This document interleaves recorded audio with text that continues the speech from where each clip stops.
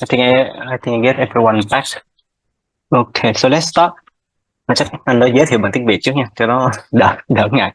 Thì xin giới thiệu với tất cả các bạn học viên. Thì anh tên là Trung Thế Hào. Thì hiện giờ anh đang là nghiên cứu sinh hậu tiến sĩ tại đơn vị nghiên cứu lâm sàng đại học Oxford, gọi tắt là OCRU, tại thành phố Hồ Chí Minh. Thì anh đã làm việc trong lĩnh vực liên quan đến bệnh truyền nhiễm trong khoảng 10 năm nay. Thì hôm nay anh sẽ giới thiệu sơ qua cho các bạn học viên về một cái khái niệm gọi là molecular phylogenetics.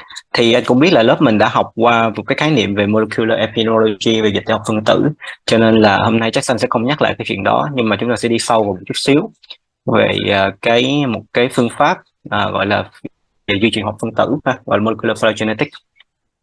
Thì cái này thì hôm nay và chúng ta sẽ chia làm hai phần. Thì một phần em sẽ đi nhanh qua về phần introduction, đó là về những cái khái niệm liên quan tới lý thuyết, tương đối cũng vắn tắt thôi, không quá đi sâu, và chúng ta sẽ tập trung vào cái ứng dụng của nó. Anh sẽ đưa ra một số những cái ví dụ cụ thể. Ok, thì trong lớp thì nói chung thì nếu như mà các bạn có bất kỳ một cái câu hỏi nào thì các bạn có thể giơ tay để trả lời ha, để giơ tay để hỏi ha, cho nên là cứ nhấn vào chat box hay là gì đó để chúng ta có thể tương tác. Và hy vọng là các bạn do là thực sự là anh cũng không có thích giảng dạy qua Zoom, cho nên là hy vọng là các bạn sẽ chú ý lắng nghe, và nếu có câu hỏi nào thì chúng ta có thể trao đổi. Okay, so let's start. So the first thing I want to Anh ơi, mention, ờ, ờ, yes. thầy ơi, em muốn ngắt quãng một tí, là kiểu thầy đang bị share cái màn hình thành cái bọn em nhìn thấy cái in interview ấy, cái presenter view rồi ấy, mà em không nhìn thấy how Không how có thấy không speak hả? ấy. Okay, trời, Vâng cái ạ. này nó then and swap display. Okay, maybe it's okay. Cái này chắc ok hơn đúng không? Okay, it's okay. Okay, It's okay now. it's okay now. Okay, fine. Okay, let's start. So the first thing that I want to mention to you is why we are interested in evolution. So the concept of phylogeny and evolution go hand in hand together. So there is a very, very famous saying back in the 1970s, is that no team biology makes sense except the lies of evolution. So evolution basically answers two very basic questions in biology. The first thing is the question on universality, and then the second one is on diversity. So universality is a concept that why like very different organisms, such as like very primal organism like yeast, or and then very evolved like organism like the human, accept some very similar gene that share similar functions, and then and that explains how we can use the mouse model or animal model to study the function of genes that found in humans. And then the other thing is on diversity. So diversity explains all the things that we can observe today. And the concept of evolution is that every organism on this planet has a hypothetical ancestor dating back to billions of years ago. And this explains why organisms share some functions or traits that are similar to each other, and also that they evolve and then diverge and then have different traits.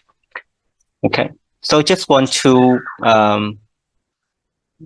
brought you back a little bit to the biologies in your high school. So very famous example in evolution is on Darwin finches. So ở tiếng Việt chúng gọi là chim sẻ Darwin ha.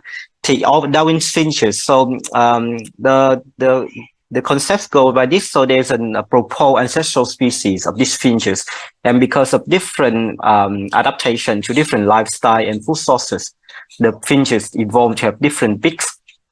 And this has been noticed by Darwin during his time studying the evolution of bees in the islands, and then very famously also in the probably in the 1970s and 1980s, he studied again by Peter and Rosemary Grant from Princeton University. So they observed that in the 1976, before the selection, there was a population of birds which had the median beak length is about 9.5 millimeter. However, there was a drought. So there's let's move to the point 10. Oh, sorry. Anh thực sự là không có familiar lắm cái chuyện trên Zoom này. Okay, So there's a drought that happening in the 1976, and this drought, because of this drought, a lot of land limit their production of seed, and then the one that survive usually conserve the energies or the water during the drought to produce the seed with bigger size. So in order to survive, then the finches with the bigger beaks, that means they have more power to break the cyst open, survive, and then become the more dominant population only 2 years later. So you can see that after the drought, there is a shift in the beak depth from only very minute, quite trivial, but then there's certainly like a shift in the length of the beak from 9.5 to 10 millimeter. And then you can also notice that before section and after section, the population of the birds are significantly different. Okay, so this highlights that the evolutions, even for like higher up organisms such as like birds, happen very frequently and also very rapidly in terms of like is disaster that the birds need to adapt to the new environment. Okay, so talking about infectious disease, then probably one of the most famous example in for evolution and also natural selection in infectious disease is antibiotic resistance. So just to remind you again that when we're talking about mutation, we imply that is genetic variability that evolution can act upon. So this is a material of evolution. And for natural selection, just a very textbook definition here is that the organism with different mutation, they have differential survival and reproductions, and these lead to different phenotype. And then upon natural selection, mutation can be beneficial, deleterious, or neutral. So most mutation to the day that we record usually are neutral or slightly deleterious. So there are very few mutations that are actually beneficial. So and then not every mutation can be counted as beneficial, deleterious, or neutral in every circumstances. So for example, in the case of one situation A, then one mutation can be beneficial, but then in another situation, then that the same mutation can be harmful or deleterious. Okay, so how antibiotic resistance happens? So this is a very famous example. So firstly, there is the population, and then there's variability in the population in terms of like which bacteria are resistant. And you can see that here, the one that is highlighted in purple are resistant to a certain antibiotic, and then the one in blue are not. And then the antibiotic kill, when the then there's a pressure from antibiotic, it kills off most bacteria that are susceptible to the antibiotic, and then causing only the one that are resistant to survive, and then later to proliferate and take over the population. Okay, and this is the cell process of evolution, and mostly what we call here inheritance mutation. So mutation that survive the very beneficial to the organism, and then help the organism survive and reproduce later, and then will be inherited in the later population. I've separated two other organisms like eukaryotes. Then bacteria have an other mechanism of acquiring resistance through horizontal gene transfer. So this one is not by vertical evolution. What you usually call horizontal evolution. That means the genes from one bacteria can be transferred or transmitted to another organism. Everyone okay here? Okay, no question yet. Okay, so what is phylogenetic? So phylogeny, so in Vietnamese called cây phát sinh loại hay là cây phân loại cũng is sometimes to some extent is also accurate. So phylogeny is firstly a diagram. So it is a tree, so bifurcating tree, describing the ancestral relationship of the organism under the examination. So phylogenetic can usually look for homology as evidence of common ancestry. So this is one very important note. So what we call homology. So homology is, for example, here is what we call phenotyping homology. So when you look at the four limbs of multiple animals, such as from birds, frog, bat, whale, cat, lizard to human, then you can see that they share some similar phenotype, or what we call similar characteristic. And this is because the four-limb of all these animals have been inherited from a common ancestor and then passed down from generation to generation. So two very important here about homology. So firstly, this is the similarity among the organism that you are talking. And also this similarity is due to inheritance that passed down from generation to generation. Okay, so let's move back a little bit on the example of resistance. So the resistance that occur due to the mutation that get passed down from the previous population to the later generation is the homology. However, the one, for example, in the fourth panel here, when you say that resistance that acquired through transferring between different organisms. So organism A at the same generation transferring the resistant gene to organism C, then that is not homology. So this is one you must differentiate. So phylogenetic look at homology. That means similarity due to inheritance. That means passed down from generation to generation. Okay. And I mean, for phylogenetic, before the age of DNA and before the age of sequencing, mostly people based on phenotyping. So, for example, the anatomy of the forelimbs, or for example, anatomy of the wings, like for example, for plants, then how many the pattern of the leaf. Right? So those are that was kind of like the characteristic or the traits that scientists have used for generation in the past. However, then I mean, phenotyping is not as accurate as genotyping. So in the age of like modern science, then a lot of these phylogenetic are usually based on DNA or protein. So what is what we call molecular phylogenetics. Okay, so before that, why do we use phylogenetics to study, for example, evolution and also to study infectious disease? So the phylogeny is probably the most confident, you can say the most confident model or the hypothesis explaining the evolutionary situationship of certain groups. And also it provides an important framework to understand further question about evolution. So for example, population structure, which organism, for example, which virus or which COVID variant is currently dominant in the circulation.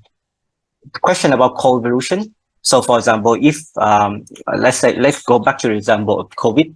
So for example, for the SARS-CoV-2 virus evolved, so how does the human population react or responds to the evolution, so to the evolution of the virus? And also different question about evolutionary range, population size, circulation or spread. Yeah. Okay. So I mentioned genomics. So anyone here doesn't know about genomics? So I think the concept of genomics is very familiar with you guys already. So I don't want to explain. So quickly, is that genomics is the genetic information that we get from genome sequencing. So what we call genome sequencing here usually in infectious disease or in pathogen is regarding the whole genome information of certain virus or bacteria or to some extent certain fungi. Okay, and because microbes like bacteria and viruses, they don't have very clear and distinguished phenotype that you can observe because they're so small.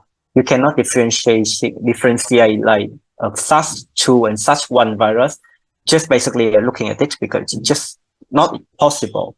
So then their genetic material, so in case of viruses, for example, SARS-CoV-2 is RNA, but then for most of all the living organisms, DNA. Then you look at their sequences to differentiate the organism at genus, species, and strand level. Okay, and then these allow the scientists to not relying on the phenotyping data, but on the genotyping data. Okay, so this hypothetical evolutionary tree applies. So just similar to what I mentioned you before, then all of the organism or all life on the planet is proposed, or this was the modern science thinks and believe. All things on Earth are alive originated from a single ancestor back from like billions of years ago. So why use molecular data? So molecular data here refer to either sequence data for DNA or for genetic DNA structure or protein. So mostly we use DNA because it's easier to work with. So this usually means similarity in nucleotide sequence. And then usually the similarity in the nucleotide sequence points to homology. So this is very powerful tool because in the past, when you look at phenotype, for example, the anatomy of the forelimbs, but then, for example, for bird, the forelimbs of bird are very different from forelimbs of other mammals. So just from looking on the trace or on the visuals of the forelimbs of the birds, then it's very quite hard to that you can trace it back that it actually inherited or like related to other animals. However, in molecular data, the similarity in nucleotide sequences, and I'm talking now about like a fragment of genes of like 500 base pair, 1000 base pair. These are similarity across the whole genome. So this similarity usually points to direct homology, and this is a very powerful tool for phylogenetic study. And then, as I said, for microbes, you can actually construct a tree based on morphology because there's so few phenotyping traits that you can actually observe and account for. And constructing tree using the bacteria or the virus, the sequence data can infer relationship between those organisms and also answer some question about infection or in infectious disease related to virulence, spread, circulation, so mostly on epidemiology. Okay. So this is just an example of a pairwise comparison of an HIV-1 virus and SIV. So SIV stands for simian immunodeficiency virus. So it's the closest relative of HIV. And you can see that their genetic sequence are very similar to each other, except that there are some mutation that leave gaps in the sequences of the HIV. Okay. Any questions so far? Okay, so I can go faster a little bit. So, no, please do not go any faster. We cannot catch up. Okay, so that's a good sign that you're paying attention. So, so the next part, I think this is probably the most important point in the lecture is for you to remember how to read the tree.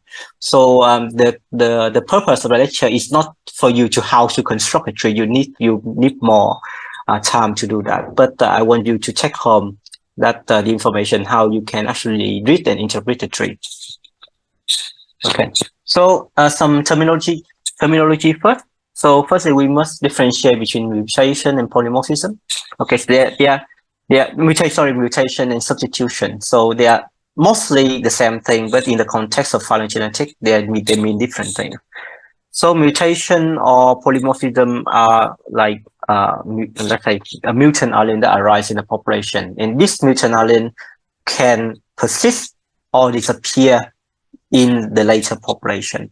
However, when we talk about substitution, that usually means the mutation that have been fixed in the population and that we can observe at the time that we are surveying or collecting the data. Okay, so it's important to notice that most phylogenetic tools rely on substitution because substitution is a mutation that has leave a mark on the genomes of the organism, and that is the one that you can observe from the genomic data. And this allows you to build a tree back. However, a lot of the mutation did not end up being a substitution because they are just lost or went extinct. So, for example, in this population graph here, you can see that there is a mutation here, but then because this mutation ended up being fixed in the population, so it is observed in every organism that is branching off this path, and yet to the present day, So it ends up being the substitution that we can observe and then can use it to build a phylogenetic tree. However, for this one in red here, you can see that it is quite transient. So transient means it arises one time and then disappear in a later population. So you cannot so this mutation actually went extinct, and you can observe it in the present population. Okay, so important to notice the difference. Okay, and this one is just to reiterate my previous comment. Is that for bacteria this usually the case for bacteria. So for bacteria, mutation that inherited through vertical evolution are meaningful for phylogenetic. However, any changes, including mutation that arise due to horizontal gene transfer, are not phylogenetic meaningful. Okay, because they are not homology and they are not inherited from the past generation to the present. Okay, so can I ask? Yes. Can I ask? So maybe if the horizontal mutation will be carried on to the next generation, would it be considering as a substitution? No, nice question. Okay, so a lot actually of the mutation or the variation we see in the bacterial genome could arise from horizontal gene transfer for a long time ago. Okay, so we're talking now about like in years, we're talking about decades or century. So a lot of these horizontal gene transfer did end up to be like inherited, like incorporated in the genome and then get inherited down the generation. So in that case, then you count that as homology for phylogenetic. But what I mentioned here is recent event of horizontal gene transfer, not like the ancient one that become incorporated in the genomes and then get passed down through vertical evolution. Okay, thanks for clarifying that. Okay. Okay, so some more terms. So this is very rough and basic tree. So you have what we call five organisms, A, B, C, D, E. So in the reading of the tree, then usually we can call this the 5 organism, 5 sample, or 5 taxa, or 5 leaves.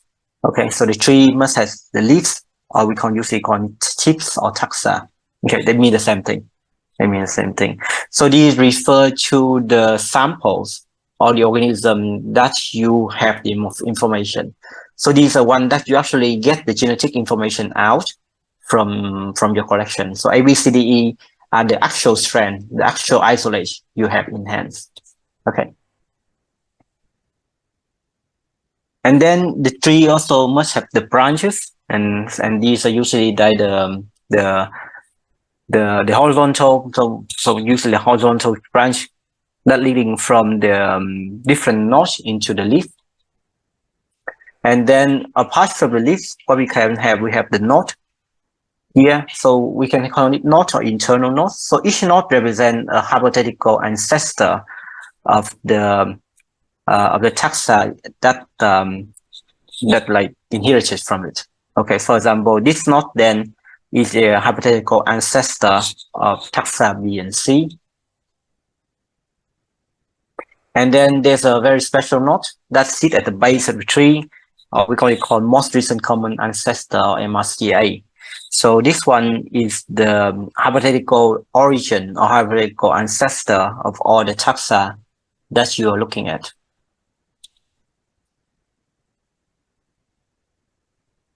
Okay, so another things is on similarity and relatedness. So sometimes, most of the time, sequence similarity and relatedness. So similarity mean just like how different in nucleotides the two sequences are. So if they are different in one or two nucleotides, they are very similar to each other. But if they're different, like in tens or in hundreds, they are very different from each other. So similarity is a countable measure, and relatedness is referred to evolutionary relationship. So these actually you can observe that on the tree in this next example here. Okay, so similarity and relatedness usually go hands in hand. The higher similarity the two taxa share with each other, that usually mean that they are closely related. However, it is not always the case, as you can observe on the tree here. Okay, and in this tree here, the branch, the horizontal branches are the one that carrying the information. So let's say 5, 3, 1, 6 here, what we call genetic distance. So how different one taxa or one taxon is from another is based on the genetic distance here. And in this tree here, the quantity or the measure carried by the horizontal branch length is meaningful. However, the vertical one is not meaningful. Okay. So for example, the difference between taxon B and C is 6 plus 1.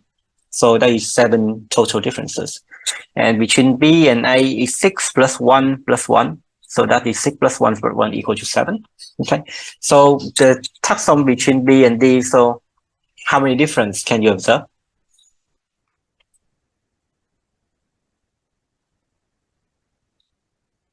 6 plus 5. 6 plus 5 equal to 11. Okay. Any other ideas? 15. 15. So how do you come up with 15? Just count 6 plus 1 plus 3 plus 5. Yeah. Okay. So that's correct answer. So the distance, the genetic distance between taxon B and taxon D will be the total sum of all the branches leading from B to C, B to D. So that will be 6 plus 1 plus 3 plus 5 equal to 15. Okay. And for example, in this case, taxons A and C, there are 3 differences. So they only difference, they have like only 3 differences. However, taxon B and C, even though they have 7 differences, B and C are more closely related, compared to C and A. Okay. So the one that having the less, I mean, usually the relatedness and similarity go hand in hand, so they correlate with each other. But so in this case, you can see even though B and C share more differences compared to C and A, B and C are inherited from an internal node, so they are more evolutionary related. Okay. Someone shaking her head. So just say again. So similar. Okay, just to recap. Normally, the one that's sharing the most similar or the least differences are the most closely related regarding evolution. Okay. However, for example, you can see here, even though B and C share 7 differences, these one are more closely related compared to C and A. Okay, so you have to judge it based on the topology of the trees or how the taxa sit with the internal node.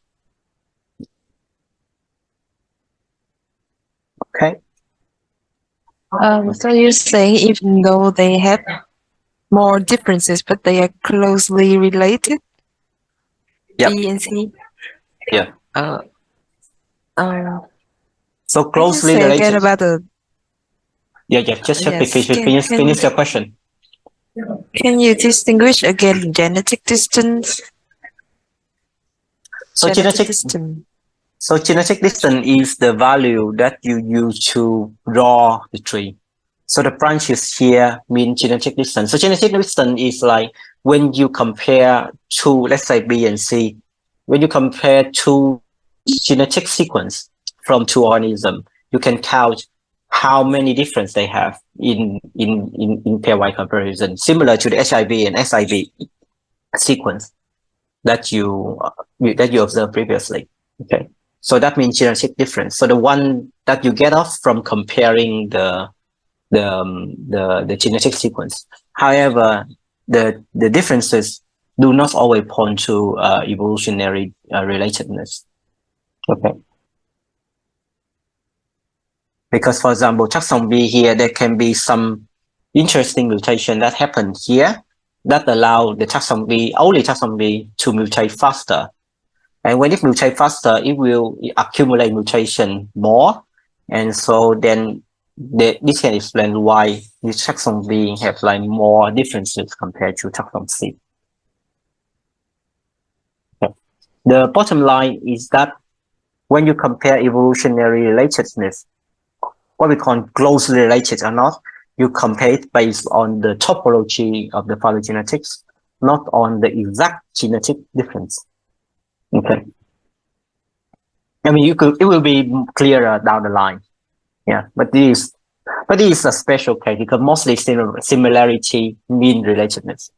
The more closely similar they are, the more closely related in evolution they are.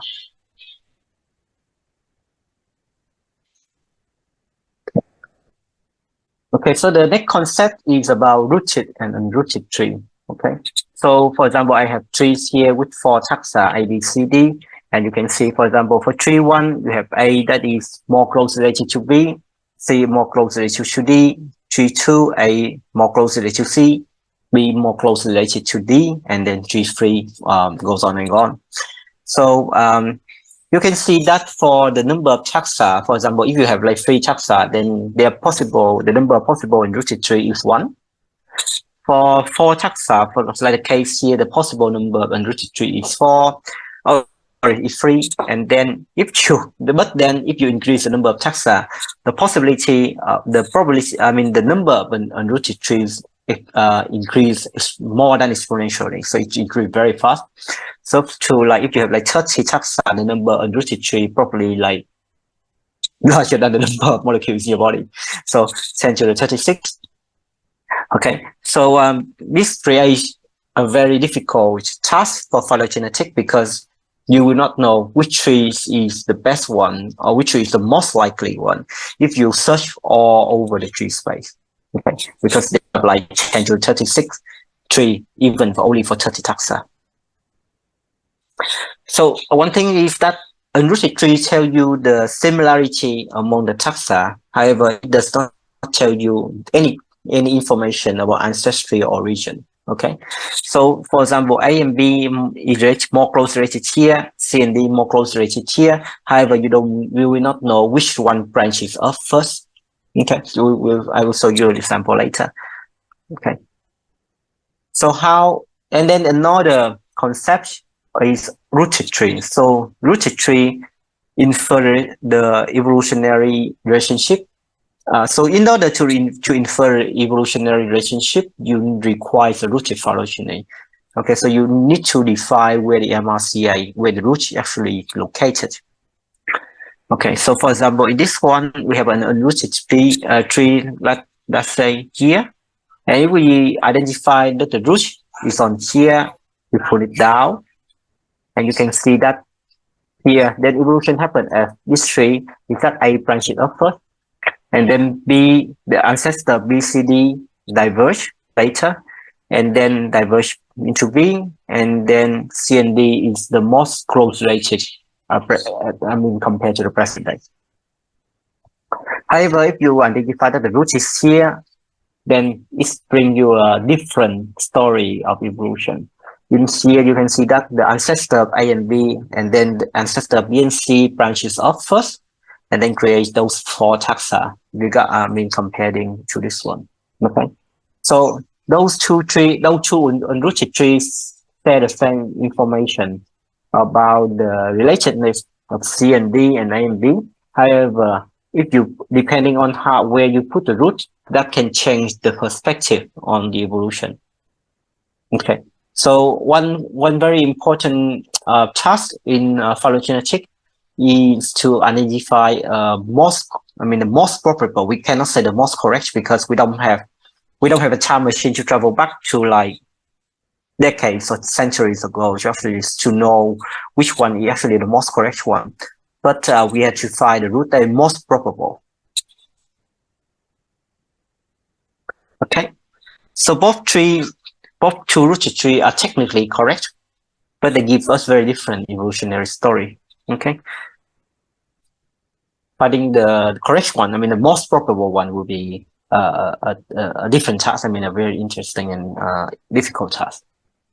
Okay. I'm sorry, but like Can you name some, maybe for example, some of the criteria that they're using to choose a route? That would be next slide. Next slide. Okay. Okay. Okay. So how do we identify a route in actual practice? Okay. So I think the most useful and also the most commonly used method is using an outgroup. Okay. So an outgroup is a taxa or a taxon that you know is found outside the organism of interest that you're building a tree. Okay. So for example, here I'm going to build a tree of mammals. Like I have three taxa: a donkey, a lion, and then a rabbit. So all of those are mammals. Okay. And then I want to find the root to the tree here.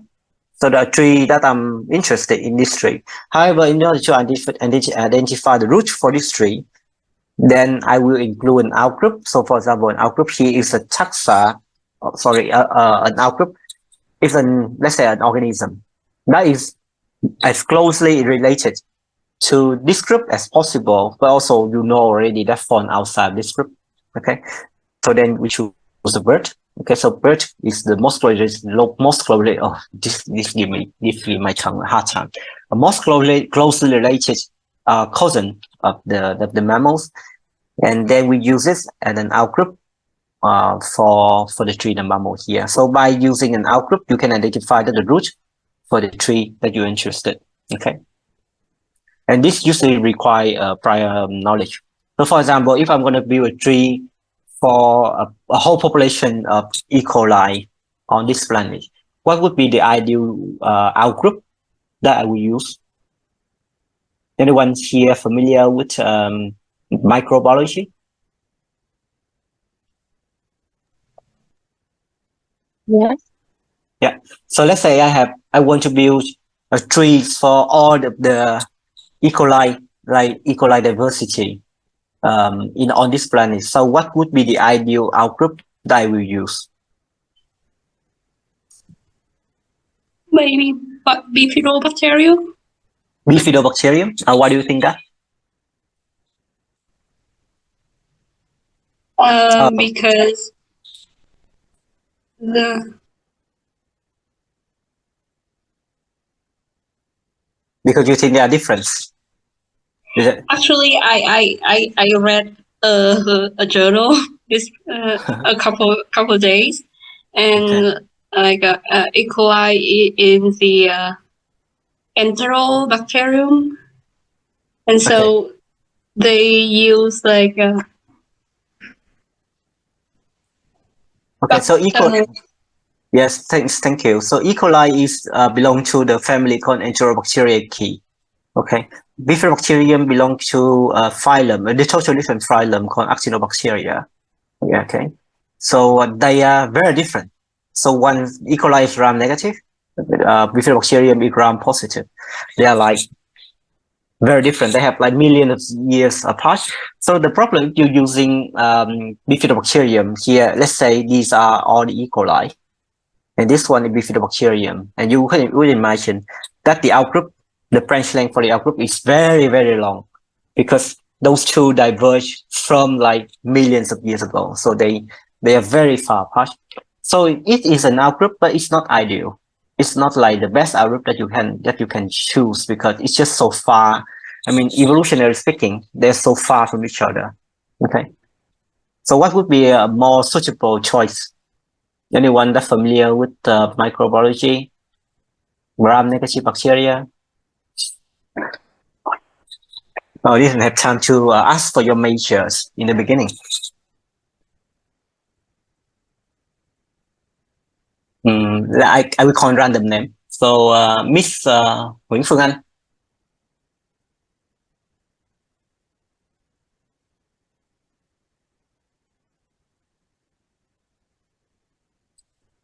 Okay, seems like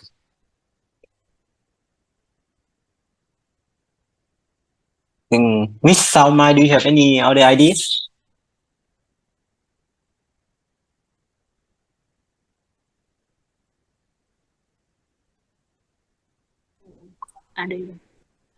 Not yet. Not yet. Okay, so probably you have heard about Salmonella. So Salmonella is also an Enterobacteriaceae, so they belong to the same family as E. coli, and they also are gram-negative bacteria. So you want to choose an outgroup that is as closely related to the group that you are interested in. Okay.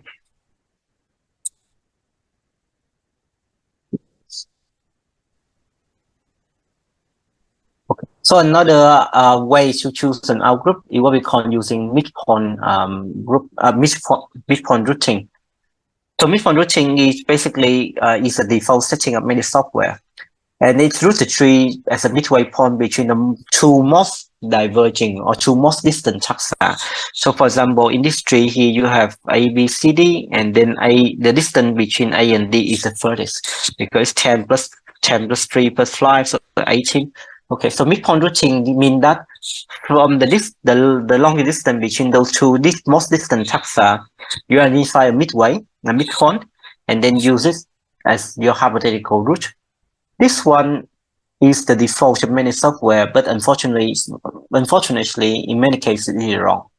Okay, so if you come across the tree that say midpoint routing, you need to be very careful about interpretation. Okay, so any question up to now? If not, I can go quickly through this one, and then we will go into the application. All right. So how do we build a tree? So it's very short introduction. I will leave out some of the detail. Okay. So firstly, in order to build a tree, you need sequences. Okay. So formulate your hypothesis. What are you interested in looking at? And gather your appropriate sequences. So it can be like if you're looking at a population of E. coli or population of SARS-CoV-2, get your samples. So you can alongside using your own sample, you can also use the publicly available datasets.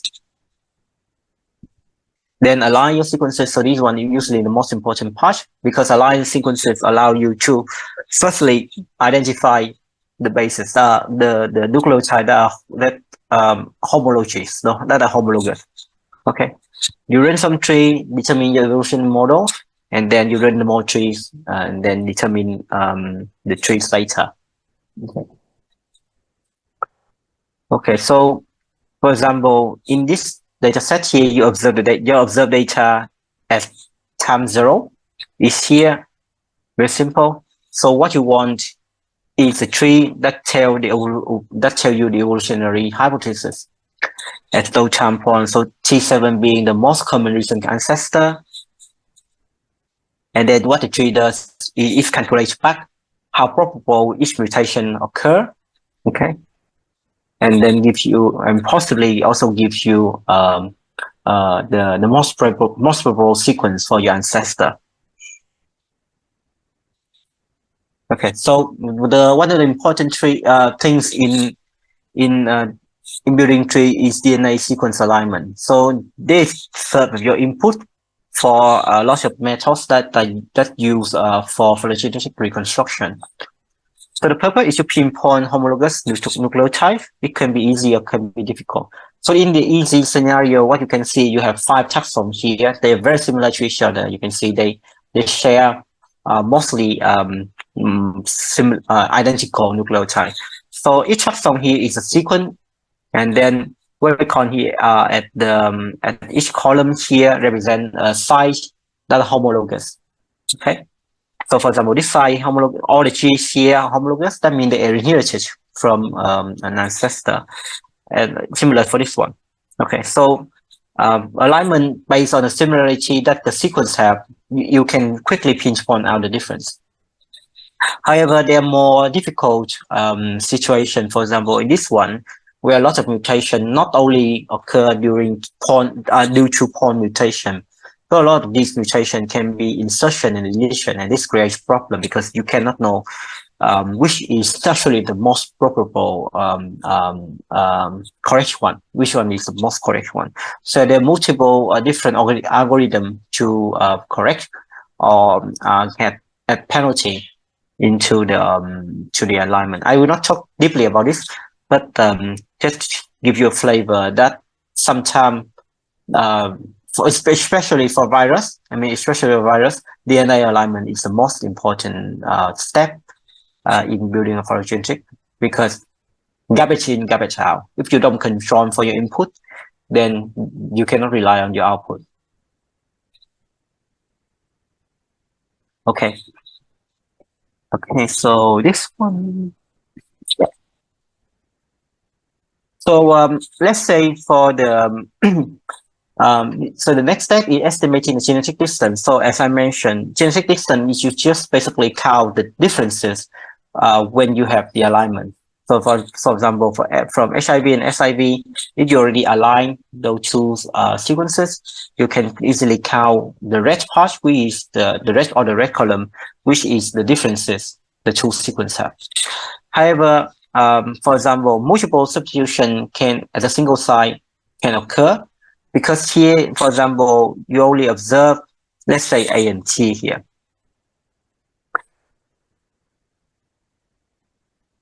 And T here. So when you so A is HIV and T SIV. So here you actually can only see one difference. However, there could be a scenario in the past, for example, C mutate to A, and then C mutate to A, and then to T again. So the actually 3 mutation, one here, and one here, when you actually can only see one mutation from the data set. Okay, so the one you observe directly is not always the best measure for your genetic distance. And similarly, even if those two sites, for example, this one is HIV, this one is SIV, you don't observe any differences. So that means you count 0 mutation. However, there could be, this possibility. It's not like fact. So there could be a possibility that the ancestral mutation, the ancestral base C, the one mutation occurs here, one mutation occurs here, and then T leading to another mutation. Okay, so then usually a lot of these evolutionary model correct for multiple substitution occurring at the same site. So how, why do we have to worry about it? Okay, so let's say if you have 2 organisms or the 2 taxa you're talking about is very closely related to each other. Okay, so they have very low divergence. Then the actual observed genetic distance is similar to the actual genetic distance. That means there are very little hidden information or hidden substitution. However, at the evolutionary time, separating the 2 organisms is larger. Let's say like an E. coli and a bifidobacterium. Okay, you can see that the as evolutionary time goes on or increase, then there is more hidden information, and the one that you observe is very far from the actual divergence or the actual evolution scenario. Okay, so when divergence is low, then the observed distance is usually the good estimator of the genetic distance. However, when the divergence is high, then usually because of longer evolutionary time, then the one that you observe underestimate the true distance, and you need a substitution model, or called the evolution model, to correct for hidden substitution. Okay. So we'll go quickly on these. So what we call DNA substitution model. So the model consists of multiple hypotheses that allow you to recover missing information due to the hidden substitution. So the model usually include the hypothesis about the assumption about the frequency of each nucleotide, ATCG, the probability of substitution between sites, and the probability of substitution along a sequence. Okay, so frequency of each nucleotide is easy to understand. So each organism have defined TC content. Okay, so usually percent of T equal to percent of G to C, percent of A equal to percent of T, because of pairing in the DNA structure. And then the probability of substitution between bases, just like what is probability of A mutate to C, C mutate to T, and go on and go on, go on. And then on the genome or on the gene, then there are multiple regions can have multiple evolutionary rates. That is because of some region are more conserved in function, so they have a slower evolutionary rate. Some region they don't perform a conserved function, so they are more likely to evolve faster and then have a more, let's say, less susceptible to natural selection. A good model equal good tree. This is basically true for every tree, but important for trees that investigating evolutionary relationship of very distant organisms. Okay, so the bottom line is that you don't have to worry too much about the substitution model or evolution model if the organism you are looking at are very close related to each other. For example, the organism belongs to the same species.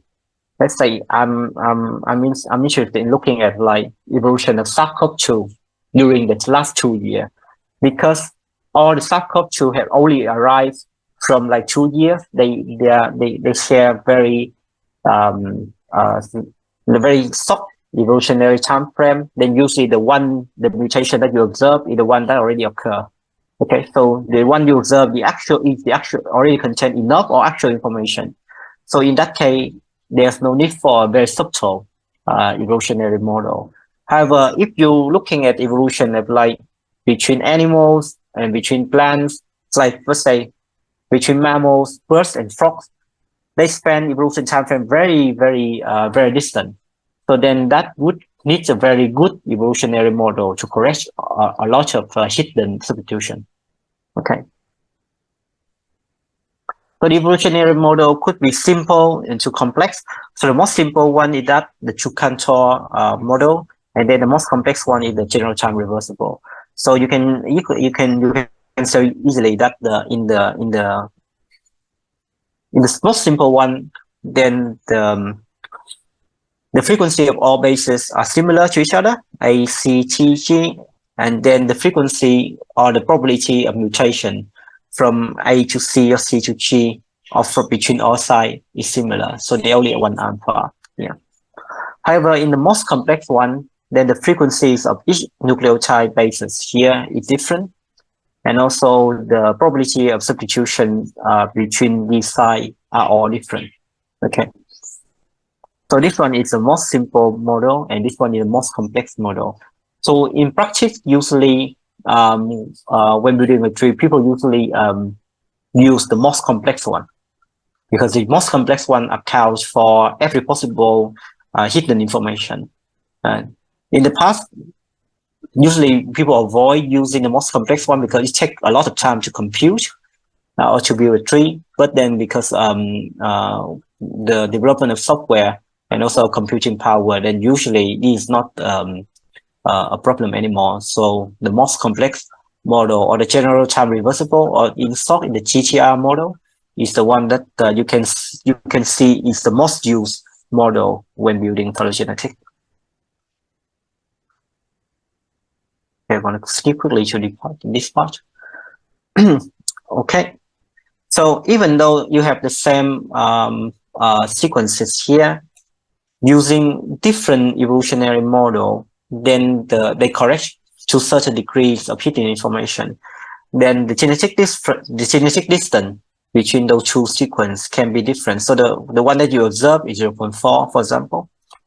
But then, for example, True-Cantor corrects it a little bit, you have 0.5. The most complex one is GTR plus gamma, you have 1. So the bottom line is that different model allow you to some extent correct for the hidden substitution, and then they can produce very different measure of genetic distance.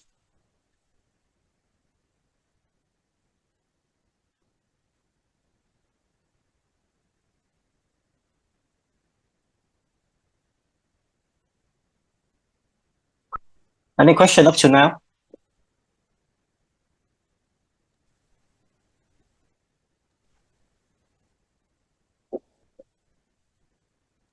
Actually, I have a question.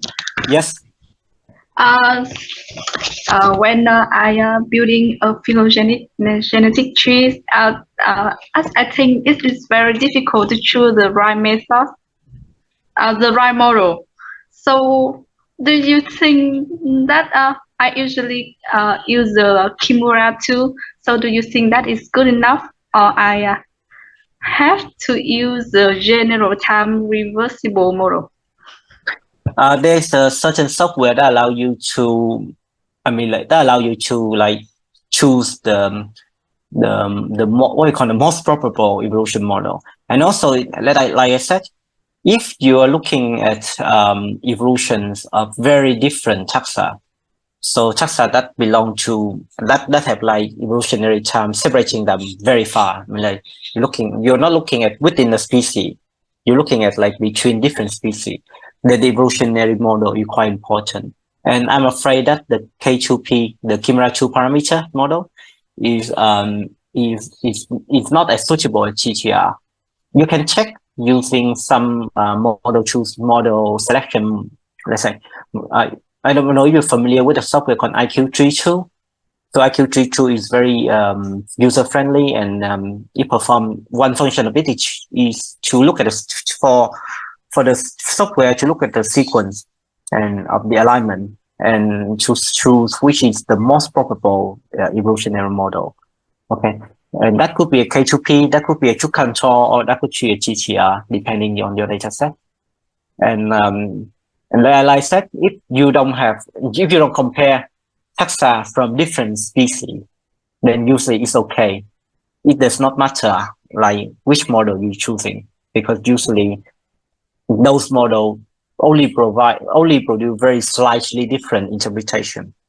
However, if you're comparing many different species that span evolution time frame very, very far from each other, then you need to be very careful. Okay, so depending on data set. Great, thank you.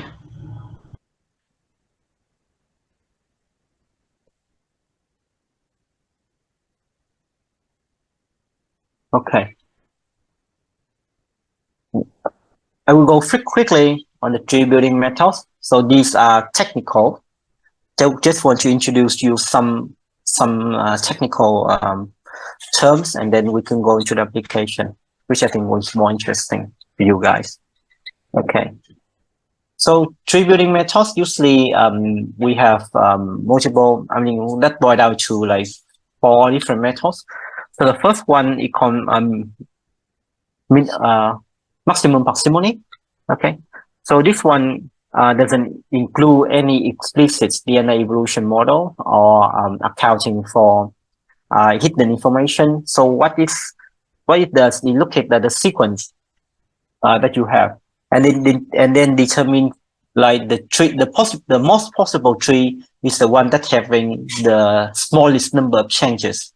So maximum parsimony mean that the parsimony principle mean that the most probable tree is the one that having the lowest number of changes in your data set. Okay. So this one is usually applicable, as I say, if the evolutionary time frame of the taxa is very small. Okay, if I'm talking about like SARS-CoV-2 evolution in Hanoi in the last 2 weeks, then parsimony could be an appropriate tree to measure, because evolutionary time frame is only 2 weeks. Okay, so then every mutation that you observe is the one that already occurred, and based on the principle of parsimony, then it will determine the tree with the lowest number of changes. However, it does not very well suited for all the scenario when you're looking at like longer evolutionary time frame between different organisms. This one is almost useless. Okay, so the one we focus more is the one that using explicit DNA evolution model. So we have like the one called distance based, that we calculate the pairwise distance between sequences, and the one that using more classical approaches. Okay. So like I said, so the maximum parsimony phylogeneity relying on defining tree with the smallest number of character changes or substitution. The advantage is that it is quite intuitive. Okay, so the simplest evolutionary scenario, the one that have the lowest number of changes. However, they have multiple limitations, like there's no measure of uncertainty on the tree. Computational intensive because you have to look for all the trees in the tree space. So the more number of taxa that you have, then that increase the higher number of possible tree that you have to go through. So quite computational intensive. Ignore different type of substitution because it doesn't include any explicit model for DNA substitution. And usually wrong. I mean, the parsimony is usually the wrong case because evolution in real life is not necessarily parsimonious. Okay. The different methods relying on distance. So coming back to the previous slide. So depending on which DNA substitution model that you choose, you can calculate different distance. Okay. So one very famous method or very well-used method is called UPGA, or another one is called neighbor-joining tree. The rationale is to compute or calculate the pairwise genetic distance. So pairwise means between two sequences. So if you have like 10, you have to calculate pairwise distance among those 10 sequences. Group the closest sequence first, update the genetic distance, and then repeat again until all the groups are calculated. Okay. So here, for example, if I have a taxa about an alignment of 1 to 6 taxa, I would calculate the one that having the lowest genetic difference first. So the two one that is green here, okay, also green here, and then I calculate that distance matrix. Sorry. So from this alignment, I choose an evolutionary model. And from that model, I will calculate the genetic distance. We call distance matrix here among all the sequences. And then you can see the one that having the lowest number of distance, the smaller distance, will be grouped first. And then this step will be repeated again and again until all the group is all the taxa are grouped, and then it will produce you a reconstructed tree. Okay. So the factor that affecting the confidence of the tree is firstly your evolutionary model. So you need to choose wisely a model that suits your data. Okay. So the advantage of this method is that it's quite simple. So it's based on distance. So it's very similar to clustering. If you're familiar with the clustering algorithm, so you just calculate a distance matrix, and then use clustering to build a tree. Very flexible because it based on distance, very fast and scalable. Okay. The limitation that is very sensitive to distance or clustering choice. Okay. So it's sensitive to the choice of your evolutionary model. And because of the way it is created, then you usually only output one single tree. So one tree is usually not good because it doesn't allow you to have this to have a measure of an uncertainty, and mostly it simplifies the evolutionary relationship. As I said, similarity usually indicate relatedness, but not always. So in the distance-based method, it calculates similarity as relatedness. So every similarity is relatedness, but that is not the case in real life evolution. And distance-based usually is not publishable. I mean, people now prefer more statistical, sophisticated approach. Okay. So the two approaches that are most used nowadays in phylogenetic reconstruction, what we call maximum likelihood and Bayesian approach. So these two are based on very sophisticated statistics. You can understand it at here. So maximum likelihood is to find a tree, an evolutionary model that having the highest likelihood to explain your data. And then similarly to maximum likelihood, Bayesian also find a tree, an evolutionary model according to the posterior probability. So posterior probability is like a measure of confidence in Bayesian, and a measure of confidence in maximum likelihood is a likelihood measure. Okay, the rationale is that you start with the random tree. So this tree usually created by distant methods such as neighbor joining tree. You compute the initial likelihood for this tree, and then you permute the branches. That means you create by like slightly changing the initial tree, you create a new tree, and then you update the parameter and then compute the likelihood of the posterior again. And then based on that, you will either accept or deny the new tree based on the likelihood of the posterior, and then go back to this point to permute the branches, create a new tree again until you reach conversion. Okay. Let's skip the part. Okay. So let's imagine that the space here is like the tree space. The tree space is a hill. So every tree possible is on the hill here, and then the trees at the top is less confident than the tree at the tree at the bottom are less confident than the tree at the top. So the tree that's sitting at the top here is the one that having the highest likelihood or the highest posterior. Okay, and then let's imagine you have a robot. So the robot is your algorithm. So this could be maximum likelihood of a Bayesian approach. And then you build a tree at the bottom, and then permute the tree. And then if the algorithm accepts that the tree is better, that means it has a higher likelihood or a higher posterior, it will move up.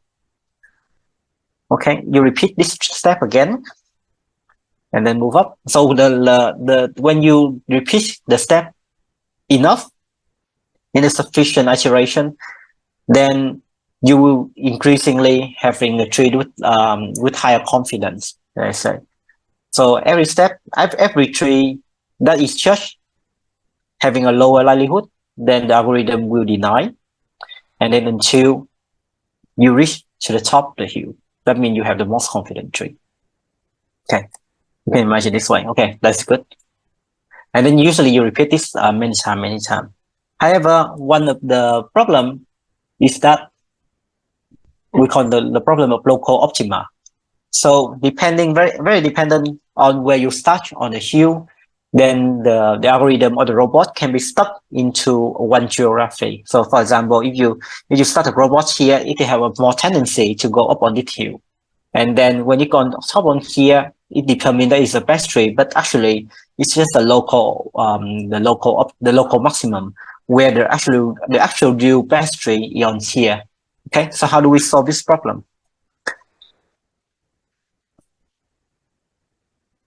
So you solve this problem by placing the initial tree at very different point in the tree space. So in practice, that means you repeat the algorithm again and again.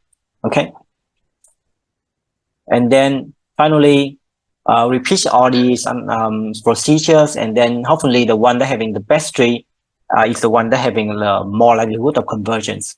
Okay, and then you can determine which tree is the one that having the highest confidence. Okay, so it's a very simplified explanation of the method, but I mean most of the method of maximum likelihood and Bayesian work in this fashion. Is that because the tree space is so huge, you cannot base on statistical computation to find the most likely tree if you want to compute the likelihood for every tree, because that is not possible. It's just too computational intensive. So then you would kind of like find the trees that is having the highest confidence in the analysis by using hill climbing methods like this. So this you don't have to calculate for every tree, but this is a lot, and also very dependent on how many times you repeat the algorithm. So let's say usually then in practice, when you do maximum likelihood, you would repeat the distributed methods 5 times or 10 times, and then after 5 to 10 attempts, they all converge to a similar tree, then you are confident that you produce the most probable tree or the most confident tree. However, if they like slightly fluctuate or they fluctuate very much, then you would have more question about which is the best tree. Okay. So the advantage of these methods, they are very flexible. They can handle large data. They also can incorporate many different evolution substitution model, and it's also statistically consistent. So it will allow for model comparison. And besides that, it can also estimate certain parameters. So in the, I forgot to mention that in the substitution model, there are certain parameters that it may be interested. For example, evolutionary rate, transition rate, rate of like the frequency of the nucleotide, for example. And this usually is the method is reserved to solve more complex problem related to not only related to the topology of the tree, but related to more hypothesis testing, like or the question about evolutionary time, evolutionary rate, and the changes in the demography. The limitation is that it's quite computational intensive. It's very complicated in its methodology, and so it usually takes a very long time to build a correct trees. Yeah, and for maximum likelihood, there's no measure for uncertainty if you only build the tree one time. Yeah, and then it's not ideal for the Bayesian approach. That it's not very friendly for beginners. So it has a learning curve that you have to get familiar with. Just to summarize these tree building methods. So we have the first one is the parsimony one. So the parsimony use all data. So similar to, the parsimony similar to maximum likelihood and Bayesian method is that it does not calculate a distance matrix at the beginning, but utilize all sides. For parsimony, then also Hill climbing, but quite simple because it's determine the scenario with the smallest number of changes. For maximum likelihood and Bayesian, the hill climbing approach can be more sophisticated.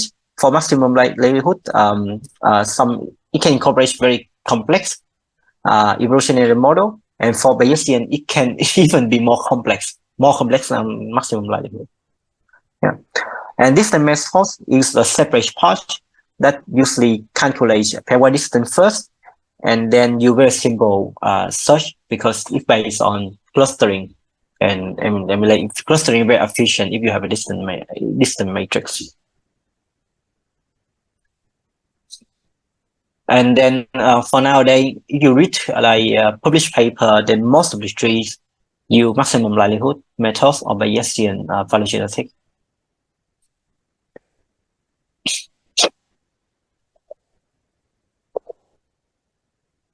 Any question up to now?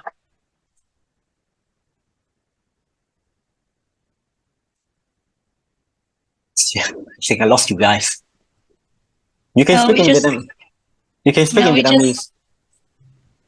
It's just a little bit confused to process all the information. Yeah, the details here don't matter much because you cannot remember all these things without actually doing the analysis or getting more time to understand it. Okay. So I think here I don't expect you to remember everything, but I just want to introduce some concepts and to identify like which method actually the mostly used one. So the bottom line is that in order to get the good trees or to understand or to use the data in a more reliable and also more sophisticated way, then we rely on using maximum likelihood and Bayesian methods. Is the most of the case. Now, the other two methods, it's not that they are not good. They're suitable for certain situations. So, for example, for parsimony, is usually suitable only if you look at the like very simple scenario. So, either very short time frame or the mutation is not fast enough. The mutation rate is not fast enough. So very simple scenario. For distance base is usually used to calculate the initial tree that serve the input for the maximum likelihood and Bayesian method. Okay.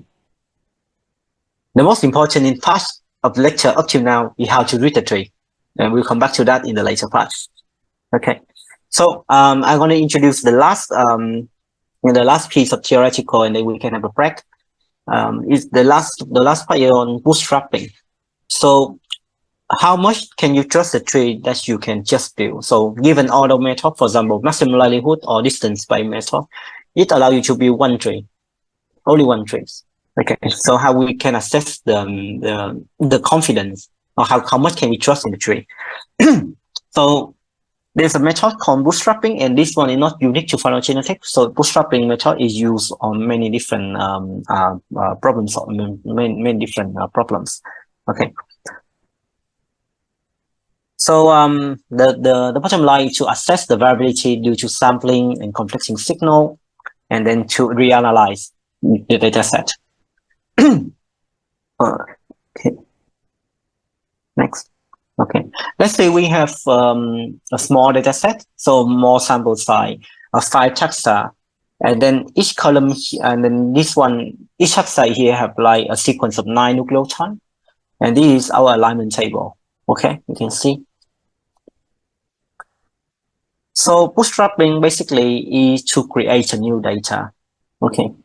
So the rationale behind bootstrapping is that we in the very ideal situation, I mean this ideal situation, you can, in order to assess the confidence of your tree, you can use another different sample set that you create. So for example, because your sample or your population, your collection, you're only one part of the very big population out there. So if you want to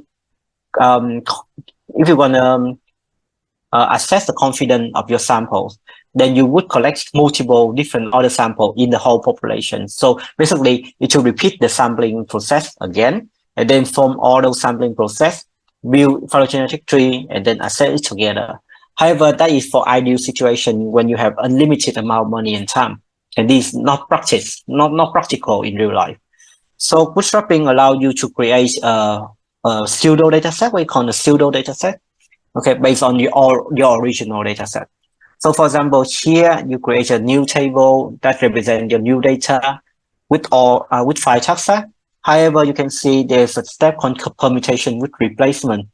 So permutation with replacement means that you randomly check one column out of this, and then you create a new table. And then that each column here can occur more than one time, because with permutation without replacement mean that you come back to your original data set, because then you also have like 1 to 9, and the order of them are not important. Permutation with replacement allow you to create a new data set that is slightly different from the original one. Okay, so here you can see that we have 2 columns of 2, 2 columns of 7, and we don't have any column of 3, for example, here. Yeah, so this new data set will be used for phylogenetic reconstruction. So from your original data set, use sampling size with replacement or permutation with replacement, creating many different pseudo data sets. Usually the number of bootstrapping is ranging about 100 to 1000. Okay, so one can have like 100 pseudo data set. This data set here, you build a tree, and then from all those phylogenetic tree, you compare the topology, and then you get the final reconstructed phylogenetic tree. Okay. So let's say after bootstrapping, you have alignment S1, S2, S3, S4, and then this original one is the one that you can infer the true tree. And based on the topology, so topology is how related these taxa are. So for example, in those 4 alignment, you can see that A and B are the most related throughout all of them. So then the north support for A and B is 4 out of 4, that means 100%. So a bootstrap value 100% of 100 here means that out of all the bootstrapping iteration, then A and B always sit together at the most closely related one. Okay.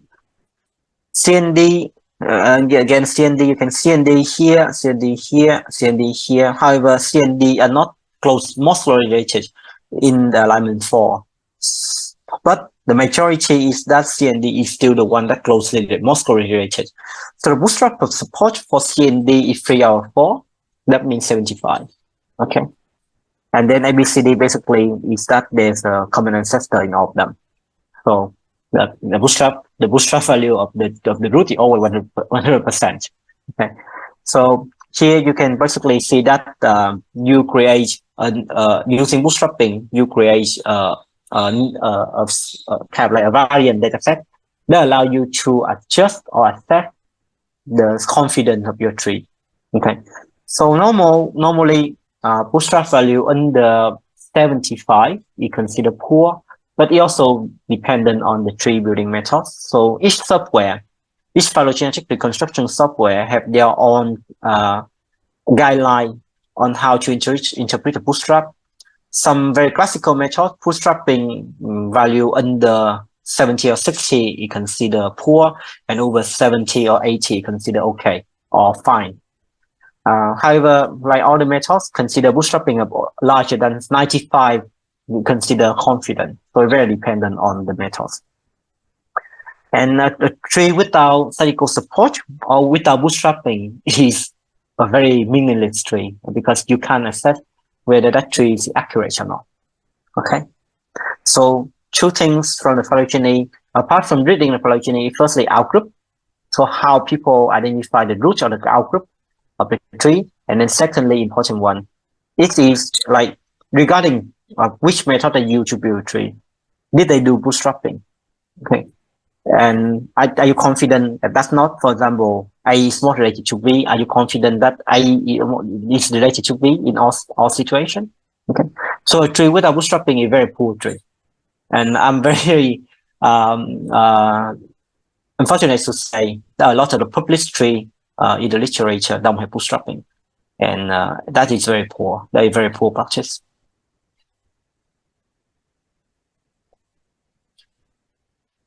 Okay, I think we can take 15-minute break. So it's 3:10 now, and I think probably 10 minutes break. 3:20. We come back to the class at 3:20, and then we'll discuss more on the applied side of the molecular phylogeny. Any questions so far?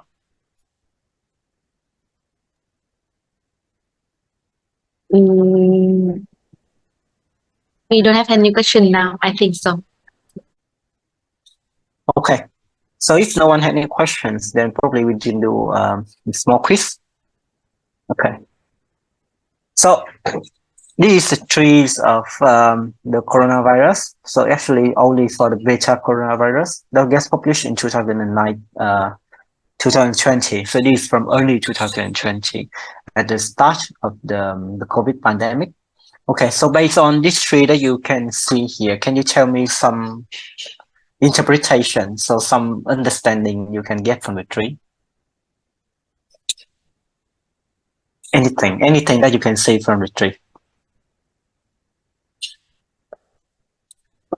Anyone volunteer?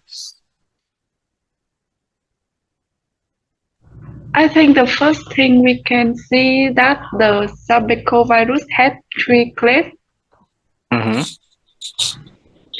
and Okay. the 2019 nCoV is related from the SARS-CoV from the bat. And which clade does it belong to? From the clade 2.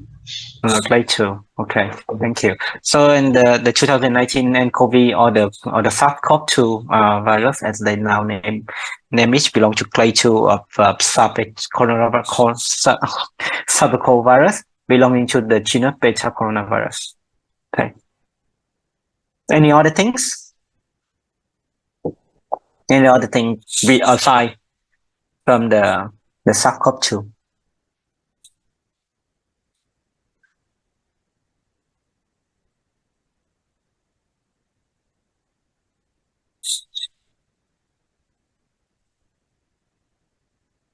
I will call some random name.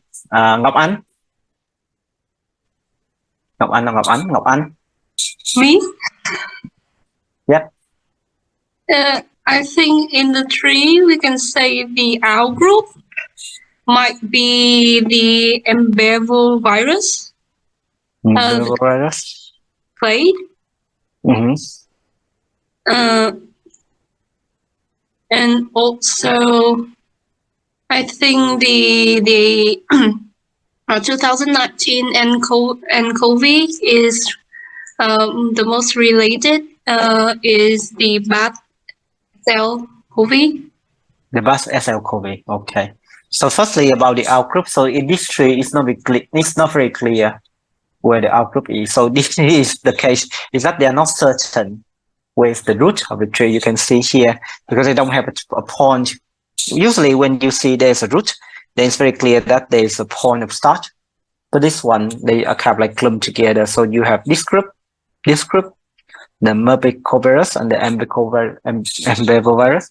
So that means the author are not very clear with the actual root of the tree. Okay, so in this one, you don't have the information to interpret the outgroup or the root. So, and then the other one is that the SARS-CoV-2 is very closely related to the SARS virus in nature. So, okay, so just ignore the 2019 nCoV one. So, what other information can you see from the tree?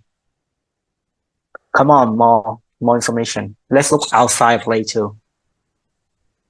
So the 2019 nCoV might belong to the group of Sabecovirus. Might be.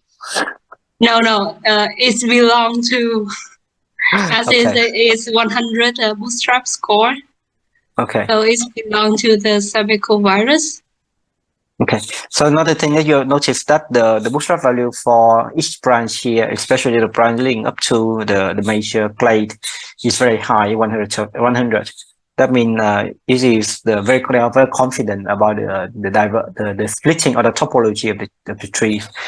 You can see that the one leading up to the coronavirus, the leading to the 2019 nCoV have a smaller bootstrap value. That usually indicates that they have the variance or the variability in the variability in the genetic sequence among the virus are not that great to actually have information to split them out. Definitely. However, 76 is also a high bootstrap value enough to determine that is very confident they all belong to each other. Okay, so apart from clade 2, I'm sorry, excuse me, but can you explain again, like why the strain in the 2019 nCoV is not very variable? because you can see that the bootstrap, you can see that the branches here is almost non-existent. Okay, so the branches determine the genetic distance. So you can see that the branches here are almost like a vertical line. There's no small branches. So that indicates that the genetic distance, or what we call the variability in genetics, is very, very low. Okay, and they also explain that they seemingly having a single source and outbreak. That's explain why the genetic difference is so low. Okay, so this matched with the situation back in 2020. One single source, or possibly one or two single source of outbreak, and then it's spread out. That explains why the genetic distance is very few. Or in this tree here, it's almost non-existent because you don't see any small branches except for this one. Okay, and it's also because of this very small genetic difference. Then you don't have enough information to confidently say to assess that. You don't have enough. Sorry, you don't have enough genetic differences to actually create a higher bootstrap value. So the bootstrap value here, you cannot increase it because bootstrap value usually is intrinsic value to the genetic variability in your alignment or in your original data set. Okay, so if they don't possess great genetic difference, there's no way that you can push up the bootstrap value. Yep. Thank you. Anyone more comment? Calling names. Lê Đình Hải.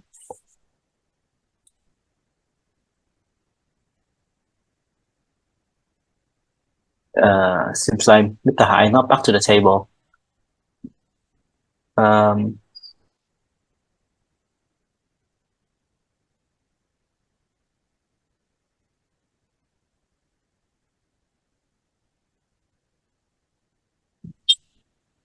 Now, Linh Nguyễn. Yes. Yes. Can you tell us more about what you can see from the trees?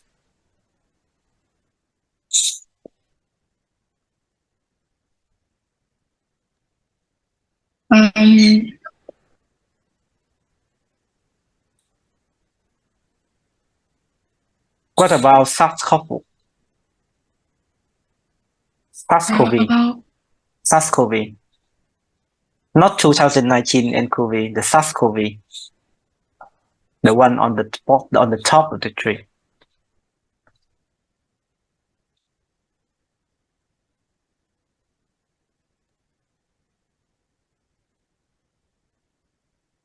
I just have thought about it, but like maybe because in the phylogeny, the 2019 nCoV is kind of had far relatedness to the SARS-CoV and the MERS-CoV, so the 2019 COVID might be not evolved from the two strains, MERS and the SARS.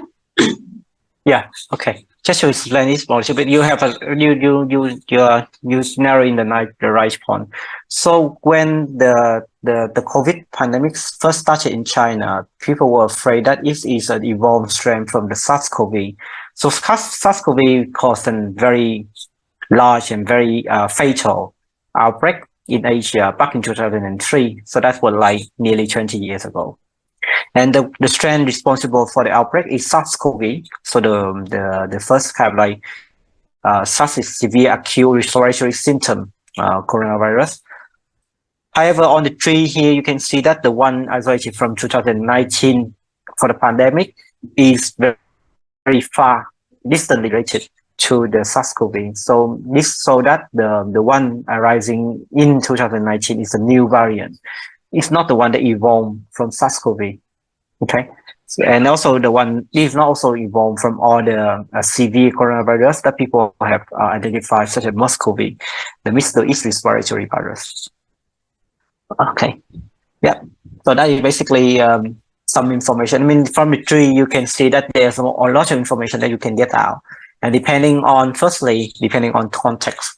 So depending on what you compare your sample to. So for example, in this one, people are more interested in this clade. But even, I mean, like if you only include the sequences from the 2019 COVID, you have no idea how they sit or how they belong to a wider picture. So then you have to include a lot of that more diverse collection of strand or of sequences for your interpretation. Okay, so if the tree is as accurate or as meaningful as your input, that means your sequence, your sequences. So that means your own collection data, but also including public data set. Okay, we're gonna go quick on this, and going to another examples. Okay, let's forget this. Okay, so in the remaining part of the lecture, I will discuss with you some case study on molecular phylogeny.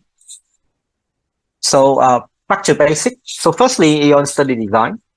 So you must always have a clear kind of clear hypothesis or research question first that will allow you to target which organism. So that organism can be a species of bacteria, can be a species of virus, can be a variant of virus, can be a disease caused by many different bacteria, or can be like a subspecies. It could be like a serotype or sequence type that you're interested in.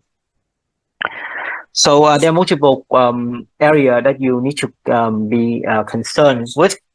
So firstly, how do you assess the samples? Okay, so how do you assess the one that you're interested in? So if those samples are not already sequenced, so you must prepare DNA from them and then sequence them. If you only use public database, then you have to find out ways where those samples are stored, what kind of metadata they have, and do you need ethical approval? Because mostly we're talking in the clinical setting. So these samples cause real disease in people. So do you need ethical approval to get to those isolate? Is it the right sample to answer your question? So that is the second one. So the one that you have, and then the research question that you have in mind, and the data set or the sample that you have in hands, they don't always match with each other. So you can always answer the research question at best as your sample can provide. So is the sampling representative? Or that is the sampling enough? So sample size sufficient, and only is the sampling representative? Are you looking at like the situation in South Asia, or are you looking at the situation globally? Or are you looking at situation only in the certain province of Vietnam? Okay, so that counts for representative. And any information about the sample collected. So, for example, when is it collected? How is it collected? Where is it collected? So those kind of information and any other metadata associated with sample. So the tree only have meaningful metadata associated with it. So do you know like where the, for example, for those sample that cause, or for isolate that cause disease in human? Do you know the age of the patient? Do you know the clinical symptom of the patient? Do you know the outcome, the clinical outcome, whether they die because of the disease or not? That can tell you a lot about the virulence of the strain. Okay. So always remember that the study result or interpretation is only as good as the sampling allows. Okay. So do not make very far-fetched conclusion from a very small data set. And then this is kind of like a basic molecular epidemiology investigation. So at the time of detection, for example, we're talking about new disease here. It can be a new variant flu. Okay, so you can get a sample from multiple different species, not only from humans. You can get it from like multiple vectors. Yeah. And in case of flu, here you can see that the flu virus are causing the symptom of the disease in human is most closely related to the one isolated in ducks. Okay, and then from the sequences and from the phylogeny, you can investigate the transmission chain. If you had information regarding their isolation place, then you can investigate the spread, how fast they spread, in which kind of network that they spread. Are they spreading because of contact, or in very close contact, or they're spreading because of sexual transmission, or they're spreading in certain network? So those information are very important in epidemiology. Okay, so I want to present here to you one example that I did during my PhD study. So the topic is on an organism called Celsoni, and this one is fluoroquinolone resistant Celsoni.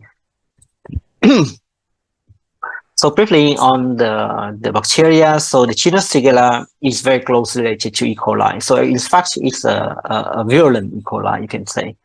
So it is among the top 4 bacterial pathogens responsible for the burden of pediatric diarrhea disease worldwide. Okay, so it's an Enterobacteriaceae key with 4 species. So we have like dysentery, Bordeii, Flexneri, and Sonnei. However, the majority of the disease burden are caused by 2 species, Shigella flexneri and Shigella Sonnei. The one that in the back. Currently, there are no licensed vaccine. So if the children get infected with Shigella, they usually get treated with antibiotic. So the first line treatment include fluoroquinolone. So fluoroquinolone or ciprofloxacin is among the most frequently used antibiotic to treat diarrhea disease. And both 2 species of Sonnei and Flexneri are becoming more and more resistant. So this limits the treatment option, especially in patients that are vulnerable to the disease, such as in the elderly or in the immunocompromised. Okay, so briefly some information about what we have known on CLS09 evolution. So in this study that published like 10 years ago, then they collect they use collection of about 150 CLS09 collected from globally and from different time points, and then conclude that the ancestor of all CLS09 living up to today arise from Europe in the 17th century. So you can see here is the MRCA, or the root of this tree, and this dates back in the 17th century, and it composed of 4 main lineages. So lineage 1, 3, 1, 2, 3, and 4. Lineage 4 is almost like extinct because there's only one taxa here. And lineage 3 is the one that is most successful and contribute to the wider spread and drug resistance. So the tip of the tree here are labeled based on the isolation place, and also in here there is a heat map indicates whether a resistant gene. So for example, in this one, resistant to certain antibiotic here. So if it is dark black, that means the bacteria or the taxa here carry the resistant gene. And you can see that the prevalence of resistant gene occur more in lineage 3 compared to other lineages. And also lineage 3 is the one that have been shown to most widespread. So it spread from Europe into Africa, South America, Middle East, Central Asia, into to East Asia and Southeast Asia as well, including Vietnam. So there's a subclone of lineage 3 that you can see. The one here we call global 3. So global 3 is the one that is most successful in this lineage 3 because it has been spread through multiple different geography in the world, including its introduction into Vietnam in the 1990s. Okay.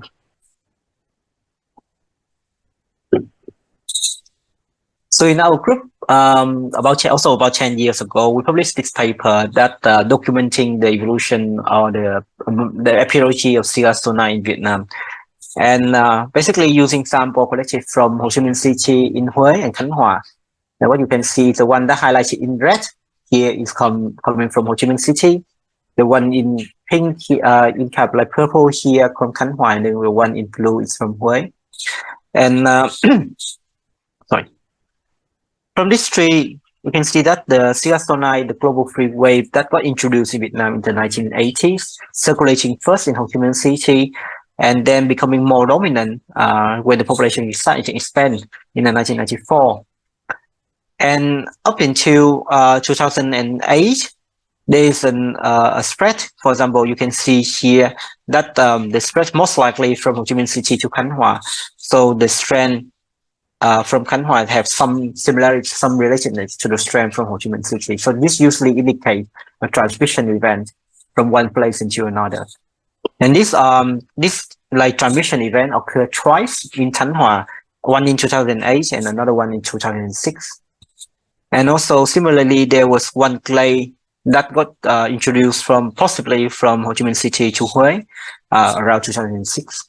Okay, so you can see that from the phylogeny, you can document the event of spread from region to region if you have enough information. And if we look at the resistance of the bacteria only in Ho Chi Minh City, starting from 1994, you can see that just ignore this one. There's some independent mutation. So 83L is a mutation occurring on DNA gyrase. So DNA gyrase is a target for the antibiotic quinolone.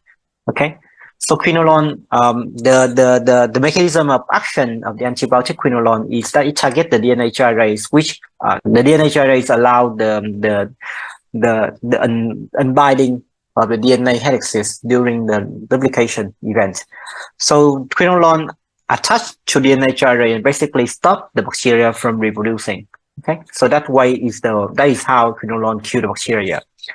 And by altering, so the mutation will change the conformation or structure of DNA gyrase, making the bacteria resistant to quinolone. And you can see that there are multiple different mutations as codon 83 and codon 87 in DNA gyrase. allowing the bacterium to be resistant.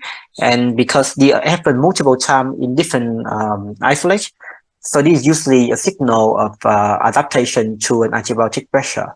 Okay, and then leading up to 2003, there's an event of mutation in codon 87 here that get inherited in all of the population here, in all the isolates here, starting from 2003. And then starting from 2006, there is an introduction or the acquisition of a plasmid that make all the bacteria resistant to ceftriaxone. So you can see that by after 2006, the ceftriaxone isolated from Ho Chi Minh City were already resistant to quinolone and ceftriaxone due to the mutation and the acquisition of MDR plasmid. Question here? Any question here? Okay, very familiar.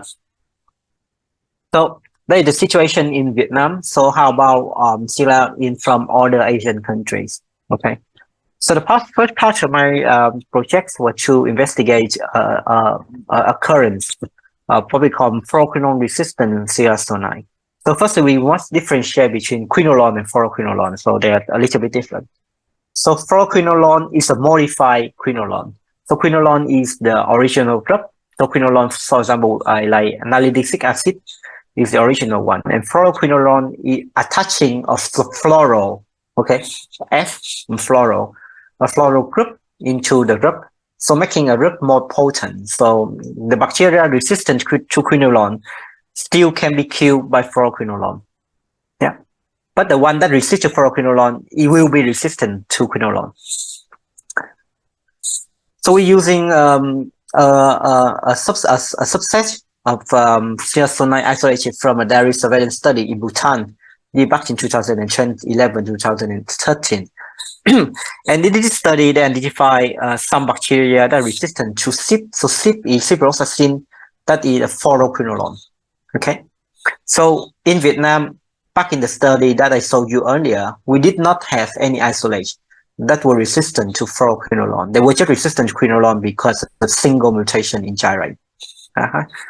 And here you can see that the resistance to ciprofloxacin, if you work with antibiotic, you can see that is the MIC, that is minimum inhibitory concentration greater than 2 microgram per ml. And people have known in all the E. coli and all the bacteria that resistant to fluoroquinolone is due to 3 mutations. So first is the mutation similarly to quinolone resistant. The mutation is codon 83 and codon 87 in DNA gyrate, and then they also have another mutation on PAR-C. Okay, so we check this collection, use the genomic sequence from them to understand what is the mechanism under resistance here and how it is related to the ceftriaxone, let's say in Vietnam. Okay, so we constructed a phylogenetic tree for the ceftriaxone in Bhutan, and we also included the other ceftriaxone from all the lineages for phylogenetic context. So here is again the tree of global ceftriaxone, composed of lineage 1, 2, 3, and 4. You can see it's a similar tree from the one that I just showed you, but in different layout. Okay, so here we don't focus on lineage 2, 3, and lineage 2, 1, and 4. We focus on lineage 3. And then the one belonging to Bhutan is the one that color in blue. And you can see very clearly here, the one that isolated from Bhutan belonging to clade we call Central Asia 3, rather than the one belonging to global 3 one, the one that had been shown to be previously successful in the global spread. And the global 3 was also the one that circulated in Vietnam in the previous slide. However, the one from Bhutan belonging to a different clade, called Central Asia 3. Oops. Okay. And then when we reconstruct the phylogeny, you can see the phylogeny on here. The asterisk key indicates the bootstrap value larger than 80, I think. And then the metadata, we can see that most of the isolate coming from Bhutan, they're forming a very tight clade, a tight cluster. And you can see that resistant to fluoroquinolone, to CYP here, associated with mutation. Firstly, two mutation on DNA gyre of codon 83 and codon 87, and then another mutation of codon at codon 80 in DNA PAS-C. Okay, so I mentioned earlier that quinolone and fluoroquinolone are related to each other. Okay, so resistance to quinolone is mediated by a single mutation either in DNA gyre at codon 83 or at codon 87. So they only contain, one mutation is enough for the bacteria to be resistant to quinolone. However, in order to be resistant to fluoroquinolone, like ciprofloxacin, then the bacteria have to acquire 3 mutations, and this have like that means the target of the target of the antibiotic have to evolve 3 times separately. So the mutation can occur sequentially, like codon 83, codon 87, and then on DNA PAS-C codon 80. Okay, 2 target, DNA gyre and PAS-C, and 3 mutations in order to be fully resistant to fluoroquinolone. So, and when we look at the literature, you can see that the occurrence or the evidence of fluoroquinolone resistant CR09 is appearing around the globe. And let's say this one is the isolate that we have from Bhutan.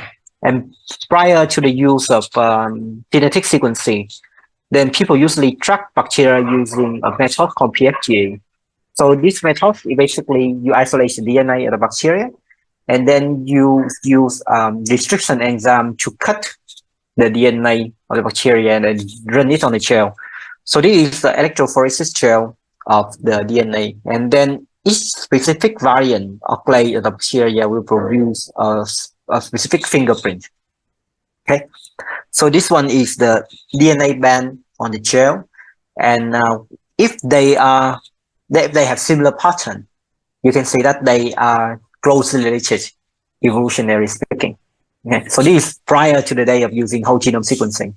Yeah, a very not old technique. This technique, it was very popular, but now not used anymore in very large lab like the CDC or in the Public Health England, because now they all switch to using genomic sequencing. Yeah, but in the past, like in the 1990s, in the 2010s, this method was very popular. Yep. And then we compare the one that we have from Bhutan. We can see that the resistant bacteria will have very similar pattern to the one isolated from Ireland, from Canada, and from India. So this allows us to form a hypothesis that the global structure of fluoroquinolone resistant CR09 actually clonal. So clonal means that they belong to a same clay that emerged quite recently. Okay. So in order to test that, we need to include more samples. So we need to include more isolates coming from other places. So there was a study that I conducted a long time ago. So to look at the search of the fluoroquinolone resistant CR09 on the global scale. So we use the one coming from Bhutan. We also have isolated from Vietnam 11 cases of fluoroquinolone resistant CR09. Also from Thailand, Cambodia, Ireland, Australia, and also included some from the US. And then we visualize this constructed tree again and visualize it. So similarly, we can say that the one that we deem resistant to fluoroquinolone are all belonging to the same clay as blue here in Central Asia tree, similar to the one isolated from Bhutan. Yeah. And if we cut this tree at this part and visualize it on here, you can see that the color, the color kind of the color of the branch. Sorry, the color of the branch designated the isolation site, original isolation place of the isolate. The one that on the top here represent that the isolate where the patient is located. For example, let's say here, the one isolate here, with the red dot and the yellow branch. That means this patient is coming from this patient is an Australian, that travel to Southeast Asia. And then after they get the disease from Southeast Asia, they carry the bugs, they carry bacteria back to Australia. So even though the isolation the bacteria was isolated in Australia, its origin coming from Southeast Asia. Okay. So on this tree here, we can map the series of mutation that's responsible to resistance of the antibiotic, and you can see that resistance to gyrate codon 83 occur first, and then PARC S80, and then to gyrate D87. So there's a sequential accumulation of the resistant mutation, leading to this group here. Eventually, all of the one that highlighted in the flower, kind of like flower structure here, you can see were all resistant to fluoroquinolone. And specifically, there was a group that circulating in Southeast Asia that separated from the other one, showing that the bacteria have been spread from some places, and then it's now circulating endemically in Southeast Asia. Any question up to here? I know that I speak quite fast, but any question, just shout out.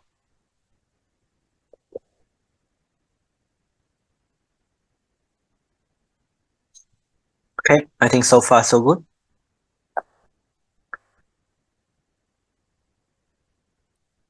However, that was only about 70 something isolate.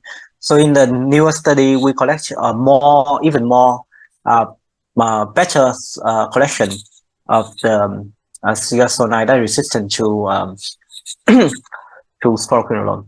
So because in this previous study, you can see that a lot of these long branch are the one coming from originating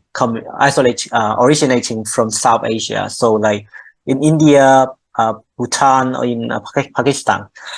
So we have decided that the original source of the resistant bacteria actually coming from South Asia. So in this study, we preferentially collect the isolate coming from South Asia, or the one that already resistant coming from other places. Okay, so you can see that the isolate is the collection is very geared towards India, towards South Asia in here. So we get data from all Bhutan, Vietnam, Thailand, Cambodia, with also many other labs in the high-income country. So usually in high-income country, they have these reference lab that collect the CLAS isolate from traveler. Yeah. So in total, we have about 395 of them belonging to the Central Asia free clade, and then we plot the tree again, and then I mean the information is more enriched but not different from the previous interpretation. Okay, so and also you can also see here there are multiple ways to demonstrate phylogeny. So I've shown to you a horizontal tree, a kind of like more fan. I mean, what do you call the flower tree, and this one is a circular tree. Okay, so this one, the one in the center is the phylogenetic, and then there is associated metadata going with the each taxa. So in here we map the occurrence of the mutation, and you can see that similarly the gyrate 83 mutation comes first, and then to the PARC 80, and then to the gyrate 87. So after the gyrate 87 here, then all of the isolates that you can see from this clade in blue here, they were all resistant to ciprofloxacin. So the resistance to fluoroquinolone is marked in black compared to brown. Okay, and you can see a lot of the original isolation source of these bacteria coming from South Asia. So this leaves us very strong evidence that South Asia acting as a reservoir for the resistant cigazonide to be circulated or transmitted to other parts of the world, including in Vietnam, in Southeast Asia here. They're forming an endemic clone. Okay, so we put all together and let's see how this thing happen, take place in time. see if I can play it.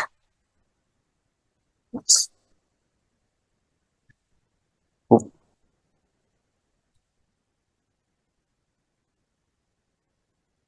Yeah. So we have the one at on the bottom here is the time point, you can see, and then the one that is in blue is the antibiotic susceptible one. And then up until 2007, let's say, 2007, 2008, most of the bacteria are susceptible to the antibiotic. And you can see at this time point, there are more bacteria becoming resistant. All of them, most of them are located in this clonal expansion here. That means they coming from one event of evolution, but then spread out all around the globe. Yeah. You can see that the resistance coming from Vietnam, from the UK, and then also zoom in on India. Yeah, so it's about like more than three quarters of the the bacteria isolated they were resistant, and you can see very clearly almost all resistant bacteria coming from a single event of mutation. Yeah. So that is what we call clonal expansion. Yeah.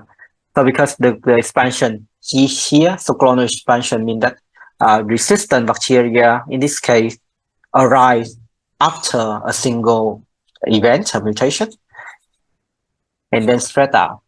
Yeah. And then again, we also build a tree to investigate their evolutionary time frame. So in this tree here, instead of, so in the previous slide, I told you that the branch length equal the genetic distance. However, another way to look at it is the branch length represent the evolutionary time. So in this case, then you can use Bayesian phylogenetic to infer the emergence of the most recent common ancestor. So basically, you can investigate and understand when the original resistant bacteria start emerging, and like how each event occur, when each event occur.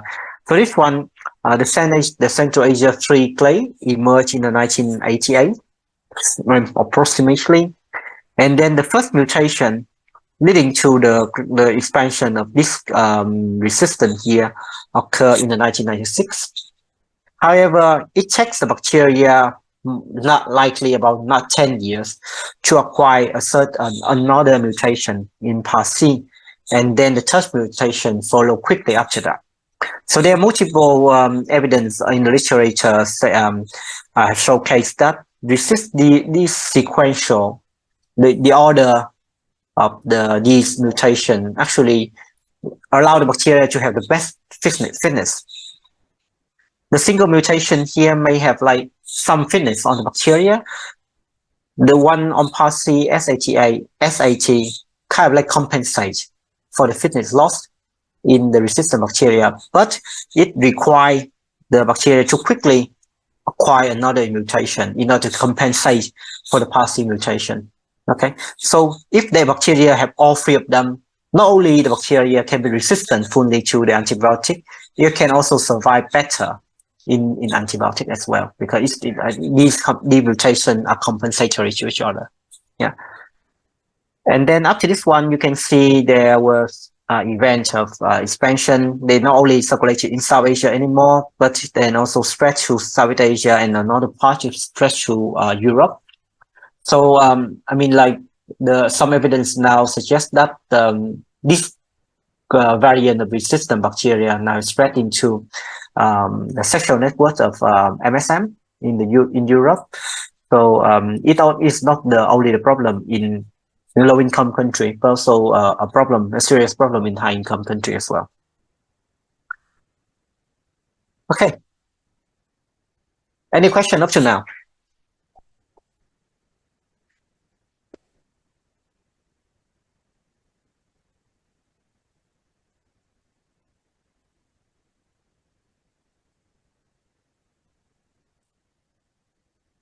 I don't think I have many more slides. Okay, so if there's No question. Oh, no question. Wow. So you understand everything. That's great. So if there are no question, then we do some exercise.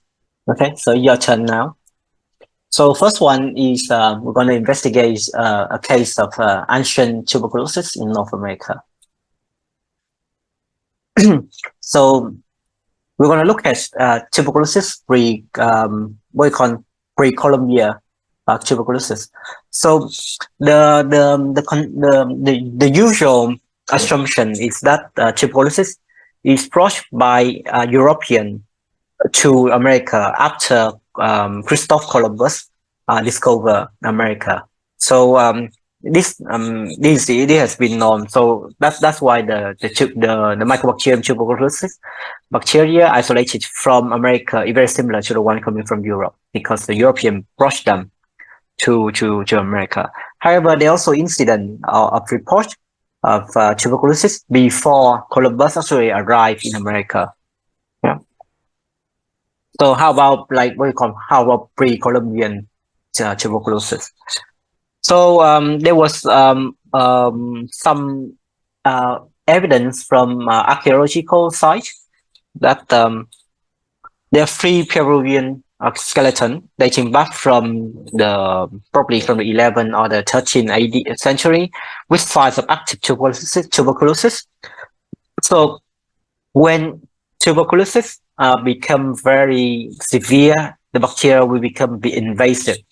So in Vietnam, you have something called lao não and lao xương. So skeletal tuberculosis or meningitis tuberculosis.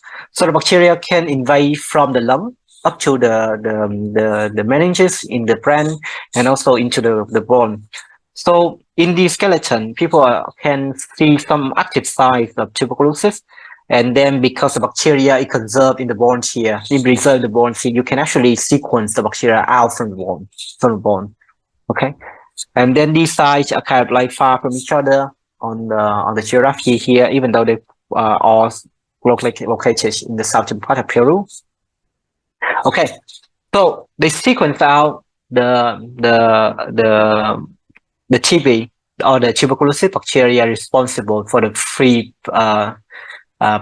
Peruvian skeleton. So from the phylogenetic tree that they show here, do you have any interpretation about those strands?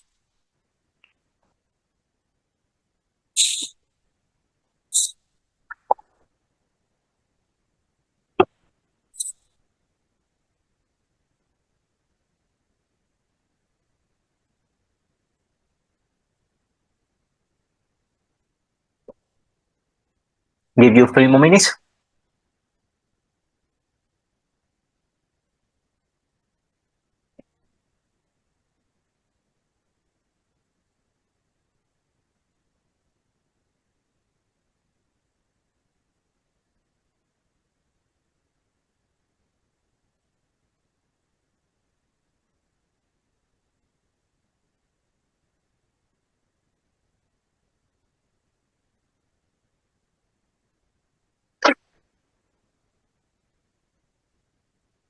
Anyone volunteer?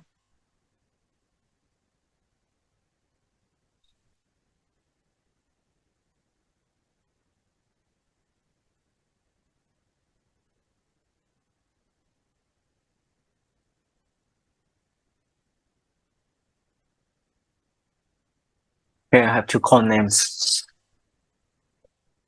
Hà Nhung, Nguyễn Hà Nhung.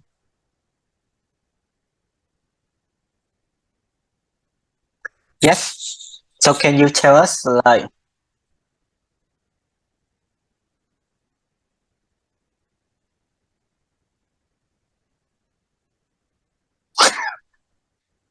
okay, more time to think. Okay. We have another candidate. Mai Lê Trần Tuyết or Trần Tuyết Mai Lê. Oh, I have no idea. Yes. What's it? Yes. Okay. I think that into industry, I think that first of all, we have the human strains is only in one monophyletic groups, and it's far from the ancient Peruvian humans. Mm-hmm. because it's maybe into different clade, Mm-hmm. and I think that we have the similarity between the human strains and in here we have the chimpanzee bacillus. Okay, so so you're talking on the tree on the right, the figure B. Okay. Yeah. Okay, so the human strain here related to the, to the one that's circulating now. Was the lineage 6. They're most similar to chimpanzee. Okay.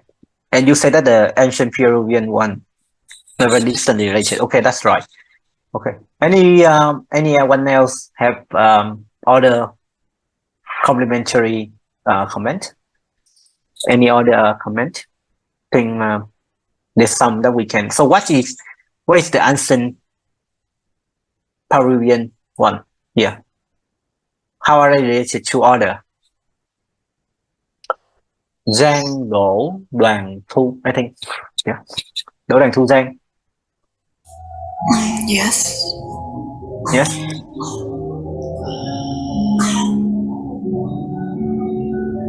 Can you give me more time? More time. Okay. Anyone want to help her? Hồ Minh Nguyệt.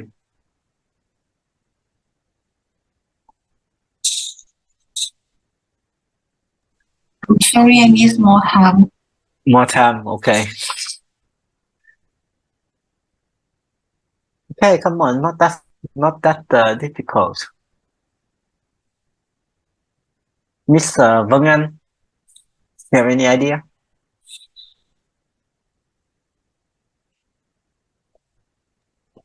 No.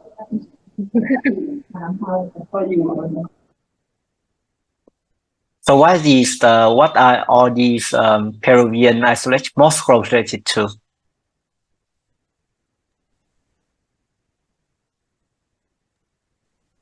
You look at the tree on the left and the right here.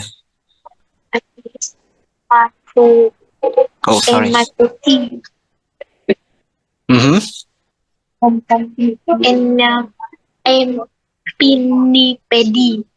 And Pinipedi. Okay. So M mean Mycobacterium and Mycobacterium pinipedi are the bacteria responsible for tuberculosis in what is the animal here? Hải cẩu. Siêu. In seal, yeah, in seal. In seal. Okay. So on the tree here, you can see that the ancient human one are most correlated to the M pinipedi. So Mycobacterium M pinipedi, the one that causing tuberculosis in seal. And this is again reflected in the phylogeny on here. Okay. So then the conclusion is that the bacteria causing tuberculosis in ancient Peruvian here is jumping from seal. Okay. So the seal the bacteria can be jumped from seal to here. And this is very separate from all the circulating tuberculosis bacteria that causing disease nowadays. So this is a very rare but also interesting event of zoonotic tuberculosis. So you see here there is an M. bovis here. Sorry, everyone. There's an M. bovis here. So M. bovis is Mycobacterium bovis that cause tuberculosis in bovine, so like in cattle, in cows, in oxen. Okay. And there are also evidence that the bacteria from the cows here can jump from cow to human and causing tuberculosis in human, but very rare. And here you also see again the zoonotic incident jumping from seal to Peruvian isolation, to the Peruvian. So this tells you something. This tells you firstly the people living in that area must have some close contact with seal. Because you can't be having tuberculosis from a seal if you're standing like 50 meters from them. So you must have close contact with the seal. So either these people can keep the seal a pet, or they actively hunt the seal for food. Okay, so there's some other speculation that you can give. I mean, like you can imagine from this interpretation. But the strong evidence that the bacteria jumping, probably possibly jumping from seal into human, can be some interesting thing. Okay. Can I ask? Yep. Can I ask? Figure B about the Peruvian and the seal. So I just wonder about the length of the tree because you see that Mhm. cái Peruvian cái Peruvian nó ngắn hơn so với cả cái con siêu đấy thì mình đâu có biết là từ con nào nhảy sang con nào nữa. Okay. So I mean, this doesn't give you strong evidence of direction. Okay, but I mean, like is it more likely that the bacteria circulating from the seal jump into human? So that is a more likely explanation. And another thing is that the one that coming from M. pinipidi is the one isolated at the present time. Okay, and usually then the more variability it have, then usually indicates the reservoir. It's similar to the one in the previous slide about CS09. The reservoir usually have a higher diversity of the organism. For example, MTB here. So then usually, for example, if you see, this not very it's not like an evidence because the number of isolation is very few, but you can also see there's some diversity in the M. PDPD here. But you must remember this one is ancient one. This one is isolated from present day. So even though they have like a long gap in the branch here, it still indicates some relationship, and this is more probable that's the one coming from the seal jump to human rather than the other way around. Because you can see that the mycobacterium bacteria circulated widely in all the animals as well. So each particular animal have their own variant of the tuberculosis. And the one coming from human is very distinct from all the other one. Actually, the one coming from human is most related to the one coming from chimpanzee because we inherited the tuberculosis bacteria from our cousin, from the chimpanzee. Yeah. But you're right, I mean, like here it's postulated, it doesn't show you very solid evidence of like directionality, which jump to which. You can always form a hypothesis. The other way around can happen, but with very small probability.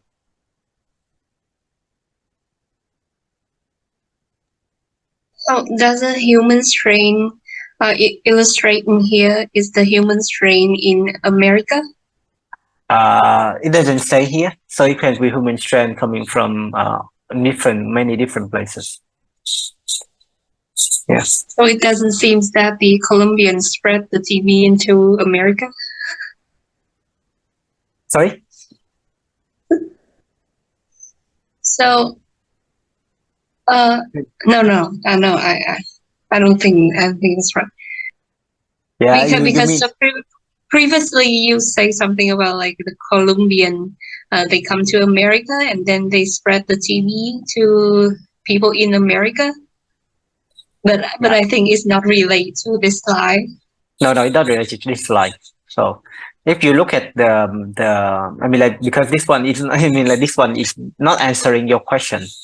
So if you have the tree of MTB of the bacteria isolated from America and then isolated from European population, you can see that they are very closely related to each other. But this is not so on the tree here. Okay, yeah, good question. Any other comment? No. Okay, so we move to the next exercise.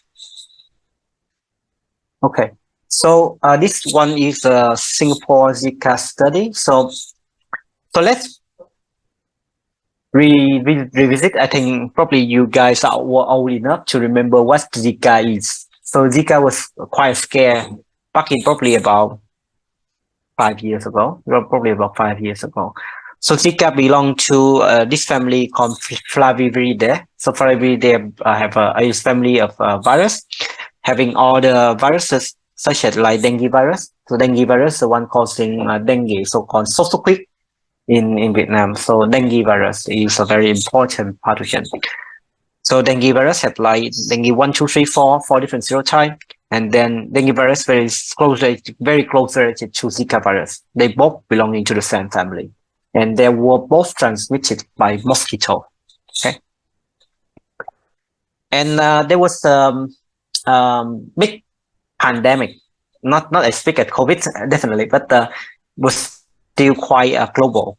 So the pandemic started from the state of Biak in the Micronesian region, so in the West Pacific here, and then it eventually spread out into multiple countries, especially affecting highest burden in the country in South America, in the Caribbean. Okay, and as of April 2016, the Zika virus transmission was documented in total of 62 countries. This caused 700,000 infection, but it's rarely fatal, only 18 deaths. And however, if you remember, what is the most scary thing about Zika virus? Even though it doesn't like kill a lot, why was people so concerned with Zika, even though the fatality rate is so low? It attacks the brain. It's right. It's an attack of brain, but of what? Of who? Of the baby. Of the baby, yeah. So it is known to link to microcephaly in newborns baby. So microcephaly is bệnh teo đầu nhỏ. Okay. So a lot of people in the South America where the pandemic hits hard, they have to postpone pregnancy. So they have to either to decide not to have babies at that time. And the one that already getting pregnant, if they have the condition, they travel out of the country to give birth because they were so scared of the incident of microcephaly on the babies. So you can see that even though the disease doesn't kill as much, it still can have a lot of impact on society. Yeah. Imagine like this is the number of cases of infection. Imagine the scare that you have for pregnant women living in that area. And even though on top of that, a lot of these countries are Catholic. So this country doesn't allow abortion as any measure. Some countries have strict abortion ban. So like the pregnant women are very like marginalized, you can imagine.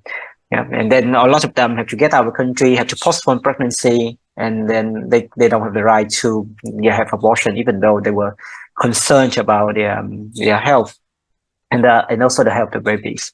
Yep. And then later, the outbreak eventually spread into Southeast Asia, and in Vietnam, I think we have like one or two cases, very few. Yeah. And however, Zika caused a big outbreak, kind of outbreak in Singapore. And here, they isolated the one in Singapore in 2016, and then compare that with the other isolation coming from the pandemic. And can you tell me what interpretation that you can have from these three? 3 minutes?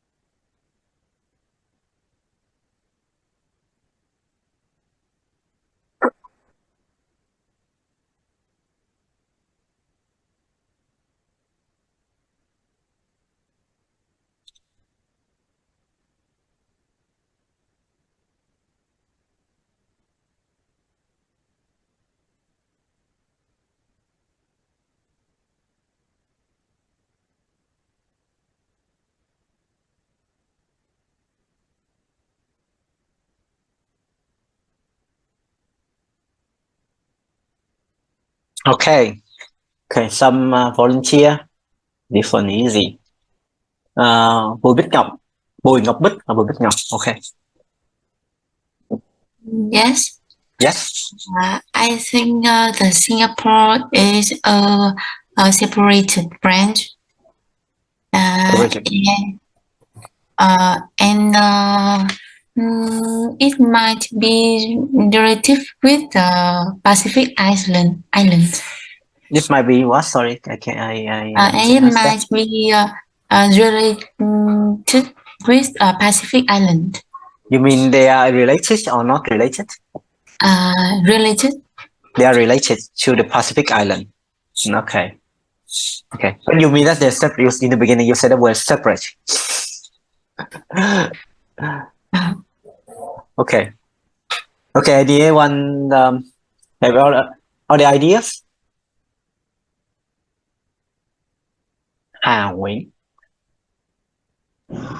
I think the Thai Zika in Singapore is very different from Pacific Island, different band range, and maybe it's come from the Asian in Thailand 2014, maybe. Okay. Okay. So you said that they were different from the other one. Okay. Okay. I think this is quite clear here on the tree that the one causing the outbreak in Singapore. We were causing an outbreak because you notice that the branch length here is very small.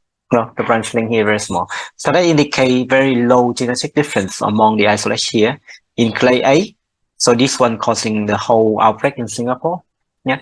And then also very distantly related to the one causing the pandemic in other regions, like in America, in Pacific Island, in China. I mean, for example, here in China, in 2016, you can say with like confidence that the Zika outbreak in China was caused from the one that introduced from the Pacific Island. But this one in Singapore is not the case. Okay, so the Singapore one is, and you can see here in 2016 as well. Alongside the outbreak, the big outbreak in Singapore, there was some genetic variation from the clade B and clade C as well.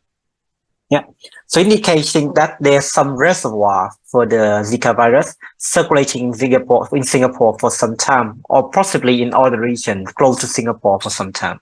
Yeah, Singapore is endemic for dengue virus that you remember. Similar to Vietnam, Singapore has a big problem with dengue.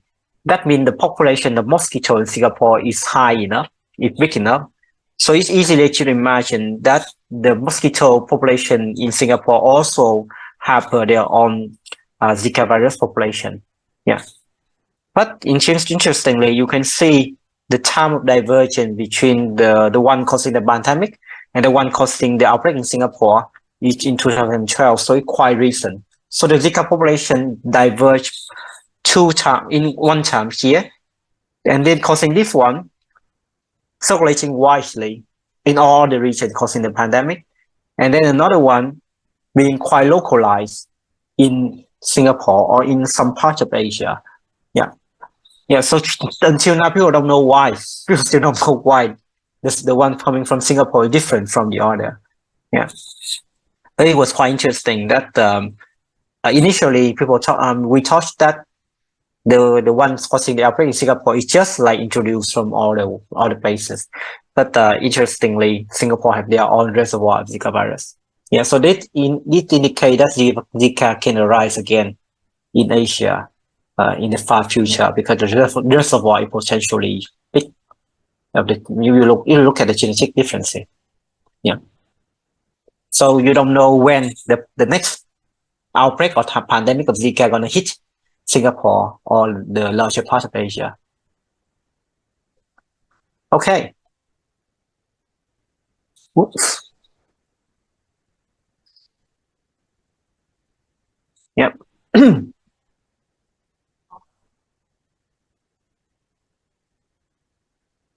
Okay, so I think that is probably the end of the lectures here. So just want to wrap up some of the information that I have delivered. So firstly, I want you to, the take-home message is how you actually read and interpret the tree. So understand the value on the genetic distance on the branch length, the bootstrap value, the outgroup, okay, and the different methods of visualizing tree and also building tree. And I hopefully I have introduced to you some of the application that can be used in infectious disease to study the epidemiology of the pathogens.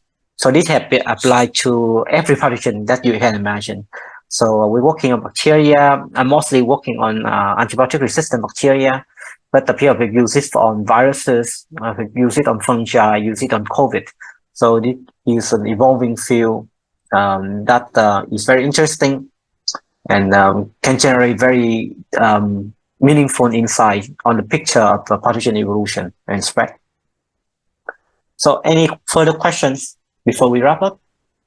Yes, I have a question. Yes.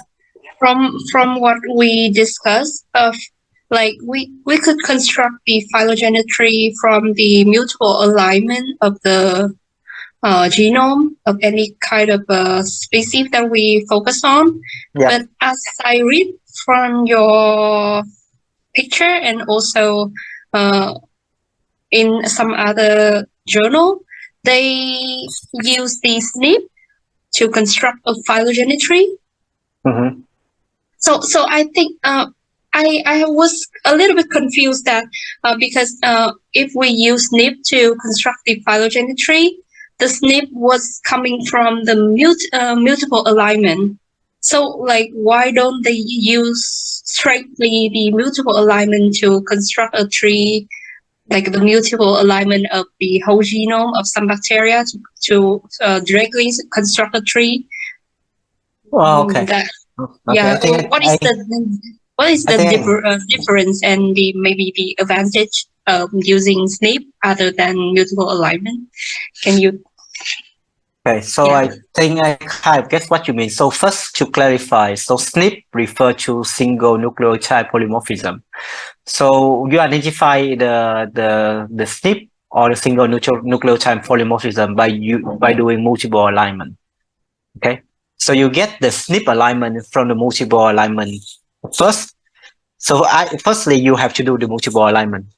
So you cannot get away from it. So the SNP is derived from multiple alignment. In the multiple alignment, there will be columns, or what we call. Let's go back to the visual thing. Let's see.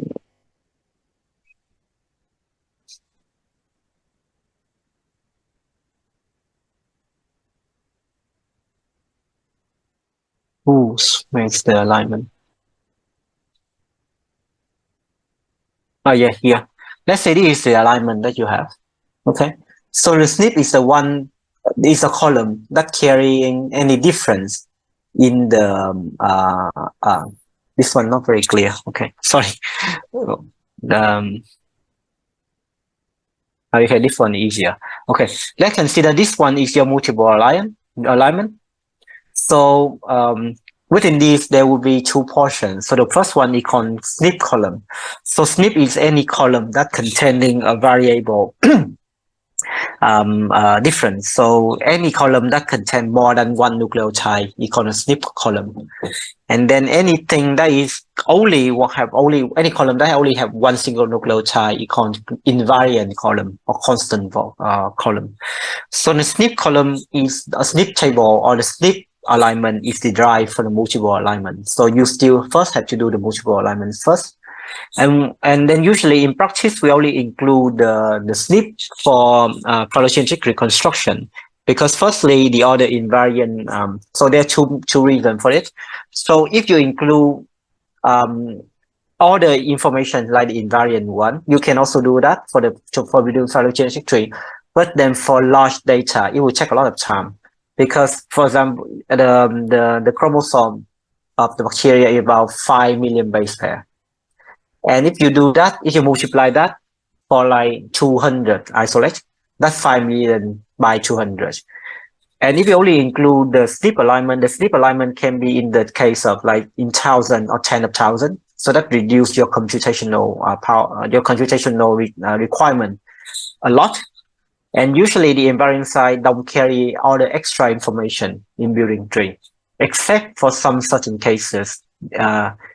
For looking at like selection on codon or selection on protein, that you include the information on the invariant side. But normally for building basic phylogenetic tree, you don't incorporate the information from the invariant side. You can do that. It takes longer, but it doesn't produce you with any stronger phylogeny.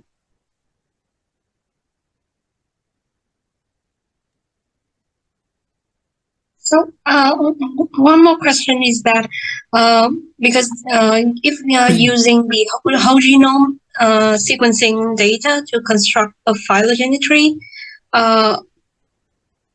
if like normally, because I read some journal that they like if just a gene they can use they can do the mutable alignment very quickly and fast, but with the whole genome, like mutable alignment of all the genome of all the strains might very computational intensive and require a lot of time. So I see in some journal like they only align like pairwise aligns against a reference genome. But I think in that case, we might lose some information about the SNP if we compare between other sequence. So what do you think of that? Okay, so the process that you're referring to, we call in bioinformatics, we call reference-based mapping. Okay, so instead of actually constructing multiple alignment by looking at the sequences themselves and doing the alignment manually, it is almost impossible to do for like more than 100 isolates because it takes too long for the algorithm to do that. So instead of that, then we map the read. It is completely irrelevant to phylogenetic. It's a process in bioinformatics. It's that you map the sequencing read into a reference. So reference is the one that is most probably related to the isolate that you have. Okay. And then because of the process of mapping, then after mapping, you can create a pseudo alignment. We call pseudo alignment because the length of the pseudo alignment have to be exactly the same as the reference. So this will kind of like bypass the step of multiple alignment and allow you to have an alignment of homologous site quicker. Okay, so there's a pro and con of this. So the advantage is that you don't have to do the multiple alignment like you don't have to do the multiple alignment from scratch,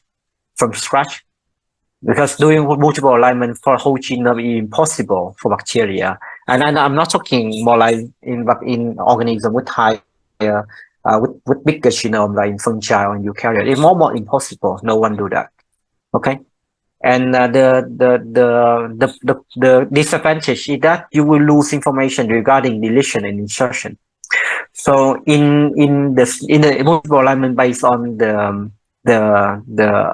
mapping approach, then you don't account for anything that is not present on the reference. So for example, you have an insertion mutation here that is like 5 base pair.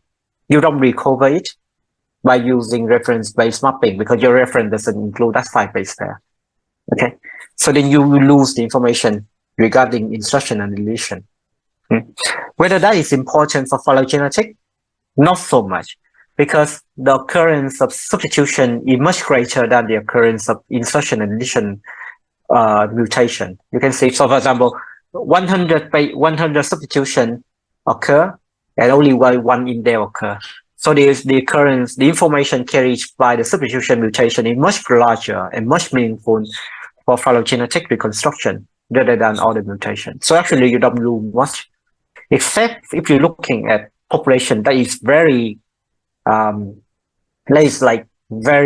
recently diverged. Like if you're looking at like population that only have been diverged for 2 weeks or in 1 month, you want to record every kind of mutation, then that approach is not appropriate.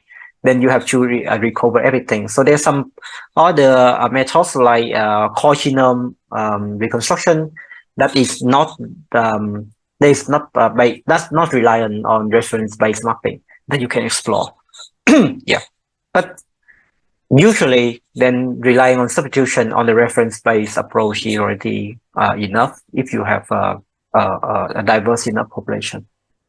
Okay, so that is more technical question. I see that you have some experience dealing with the the issue. Okay, thank you for that. you.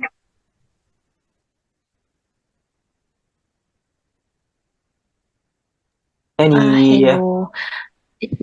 yeah, who is talking? Yes, Vân Anh, and I want to ask about the last example about Zika. It's about the last slide you have shown. So previously you have talking about the variant in Singapore, the separate one, and you say that it may be related to the reservoir. The KY21. Yeah, I didn't understand about the reservoir that you were saying. Can you repeat? Okay, so here in Singapore, let's focus back on Singapore here. So apart from the outbreak in Singapore that you can see here, so all these strains isolate either from human or from mosquito. Okay, but here I'm not clear which one is mosquito, which one is human. Okay, but you can see very clearly here, this one is very closely related, very few genetic distance. So this one is the one causing the outbreak. So in the case of outbreak, that means the pathogen of the virus jump from one person to another. In a very short time. Then the pathogen doesn't have enough time to accumulate enough mutation or substitution to generate the branch length. So this is the simple case of outbreak. But if that is just if you only have that, then it's very easy to explain. That means it's just an outbreak. But then apart from the outbreak, you also have these two sequences. Yeah, that's possibly coming from mosquito or from human, or the human, that have like a greater branch length compared to the outbreak. That means in Singapore, so these are all isolated from Singapore in 2016. That means in Singapore, apart from the large outbreak that affecting a lot of people, then there are also some other isolation that have evolved silently throughout the time. That's why, because time is equal to genetic distance here. The longer the time that it has been allowed to circulate, the more mutation it accumulates. Okay, so these two strands here, two isolates here, so that there may be, this is not certain, there may be some reservoir or some pools allowing for the Zika virus to circulate, to generate for a long time to generate such long branch length. Okay, so that's why I mentioned to you earlier, usually when we talk about reservoir or source of the original source of the pathogen, people usually use the indication of phylogenetics diversity. Okay, so longer branch length, then usually is the indication of diversity. Let's come back to the example of coronavirus. Okay, on this one from here. If you look at the one isolated from human only, for example, nCoV, the SARS-CoV-2, the SARS-CoV-P here, and the MERS here, you can see that they are kind of like branches off from somewhere. Yeah, but if you're looking at the coronavirus that's circulating in bat, the one on here, the one on here, the one on here as well. So all these are bat coronavirus. You can see that the one coming from bat, these are all from different regions of China. So these are Yunnan, Guizhou, China, Guangxi. So these are all different regions of China. And you can see that they have some diversity. The problem here, the bottom line here is diversity indicated by branch length. And also on here, diversity indicated by branch length. Yeah. So that usually points to that the batch is the natural reservoir of coronavirus as a whole. And then the incidental branch off of the SARS-CoV-2 or the SARS-CoV here is a very rare event that transmits the virus from bat or from bat into another animal or from bat to human. Okay.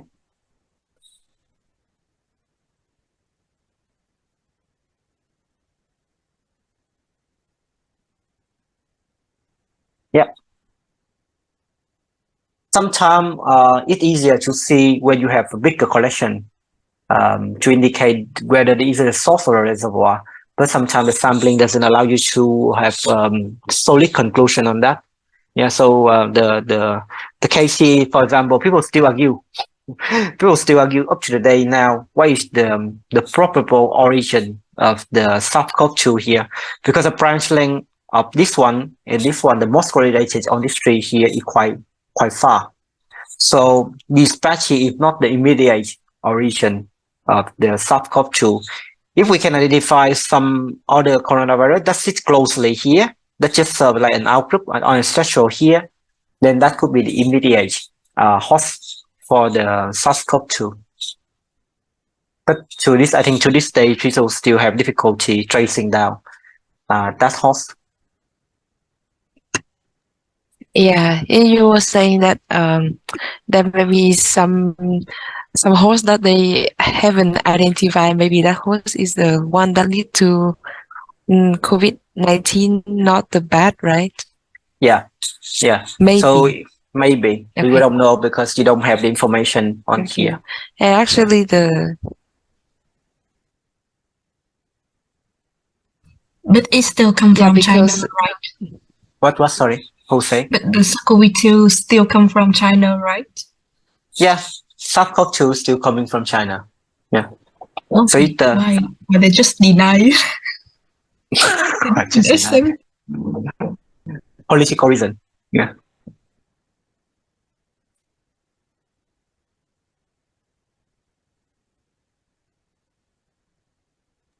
So we Yeah. use a lot of we use frequently the word diversity. Mhm. So I was a little confused about the diversity in terms of variants and the diversity in terms of mutations. The length, the longer the branch, the more mutation. But just because if we're talking about variant, we also talk about the diversity of the species. So I just a little confused. Yeah, I mean, in actual, I mean, this actually, and then pardon my English because sometimes it's not always accurate. I mean, a diversity is a very general term. So diversity means there's some genetic variation in the population. That means diversity. Okay. So so you have to be. I mean, like, if you want to be more careful about like what do I mean, or what do you mean by exactly diversity? You have to look at the structure of the tree, and the structure of the tree have to be reflecting of the assumed evolutionary time. So, for example, if I look at only at like, I mean, for example, this tree.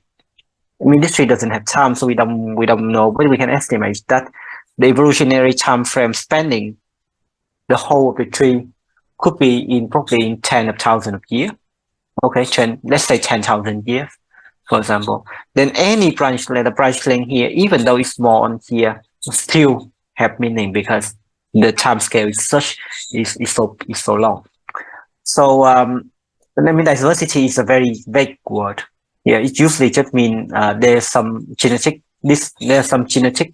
variability in the population. But for it to be meaningful, then I mean that it had to be long branch length. So not like the diversity you observe within the outbreak. The diversity that you observe within an outbreak, like the one in Singapore, is still diversity, but it's not meaningful in terms of longer evolutionary time frame. Yeah. You see what I mean? So diversity is a vague word. In order to understand it clearly, you have to put it into a context of like of the structure of the tree. I mean, like the relative branch length of the branch that you're looking at to the whole of the tree. Yeah. Okay. Thank you.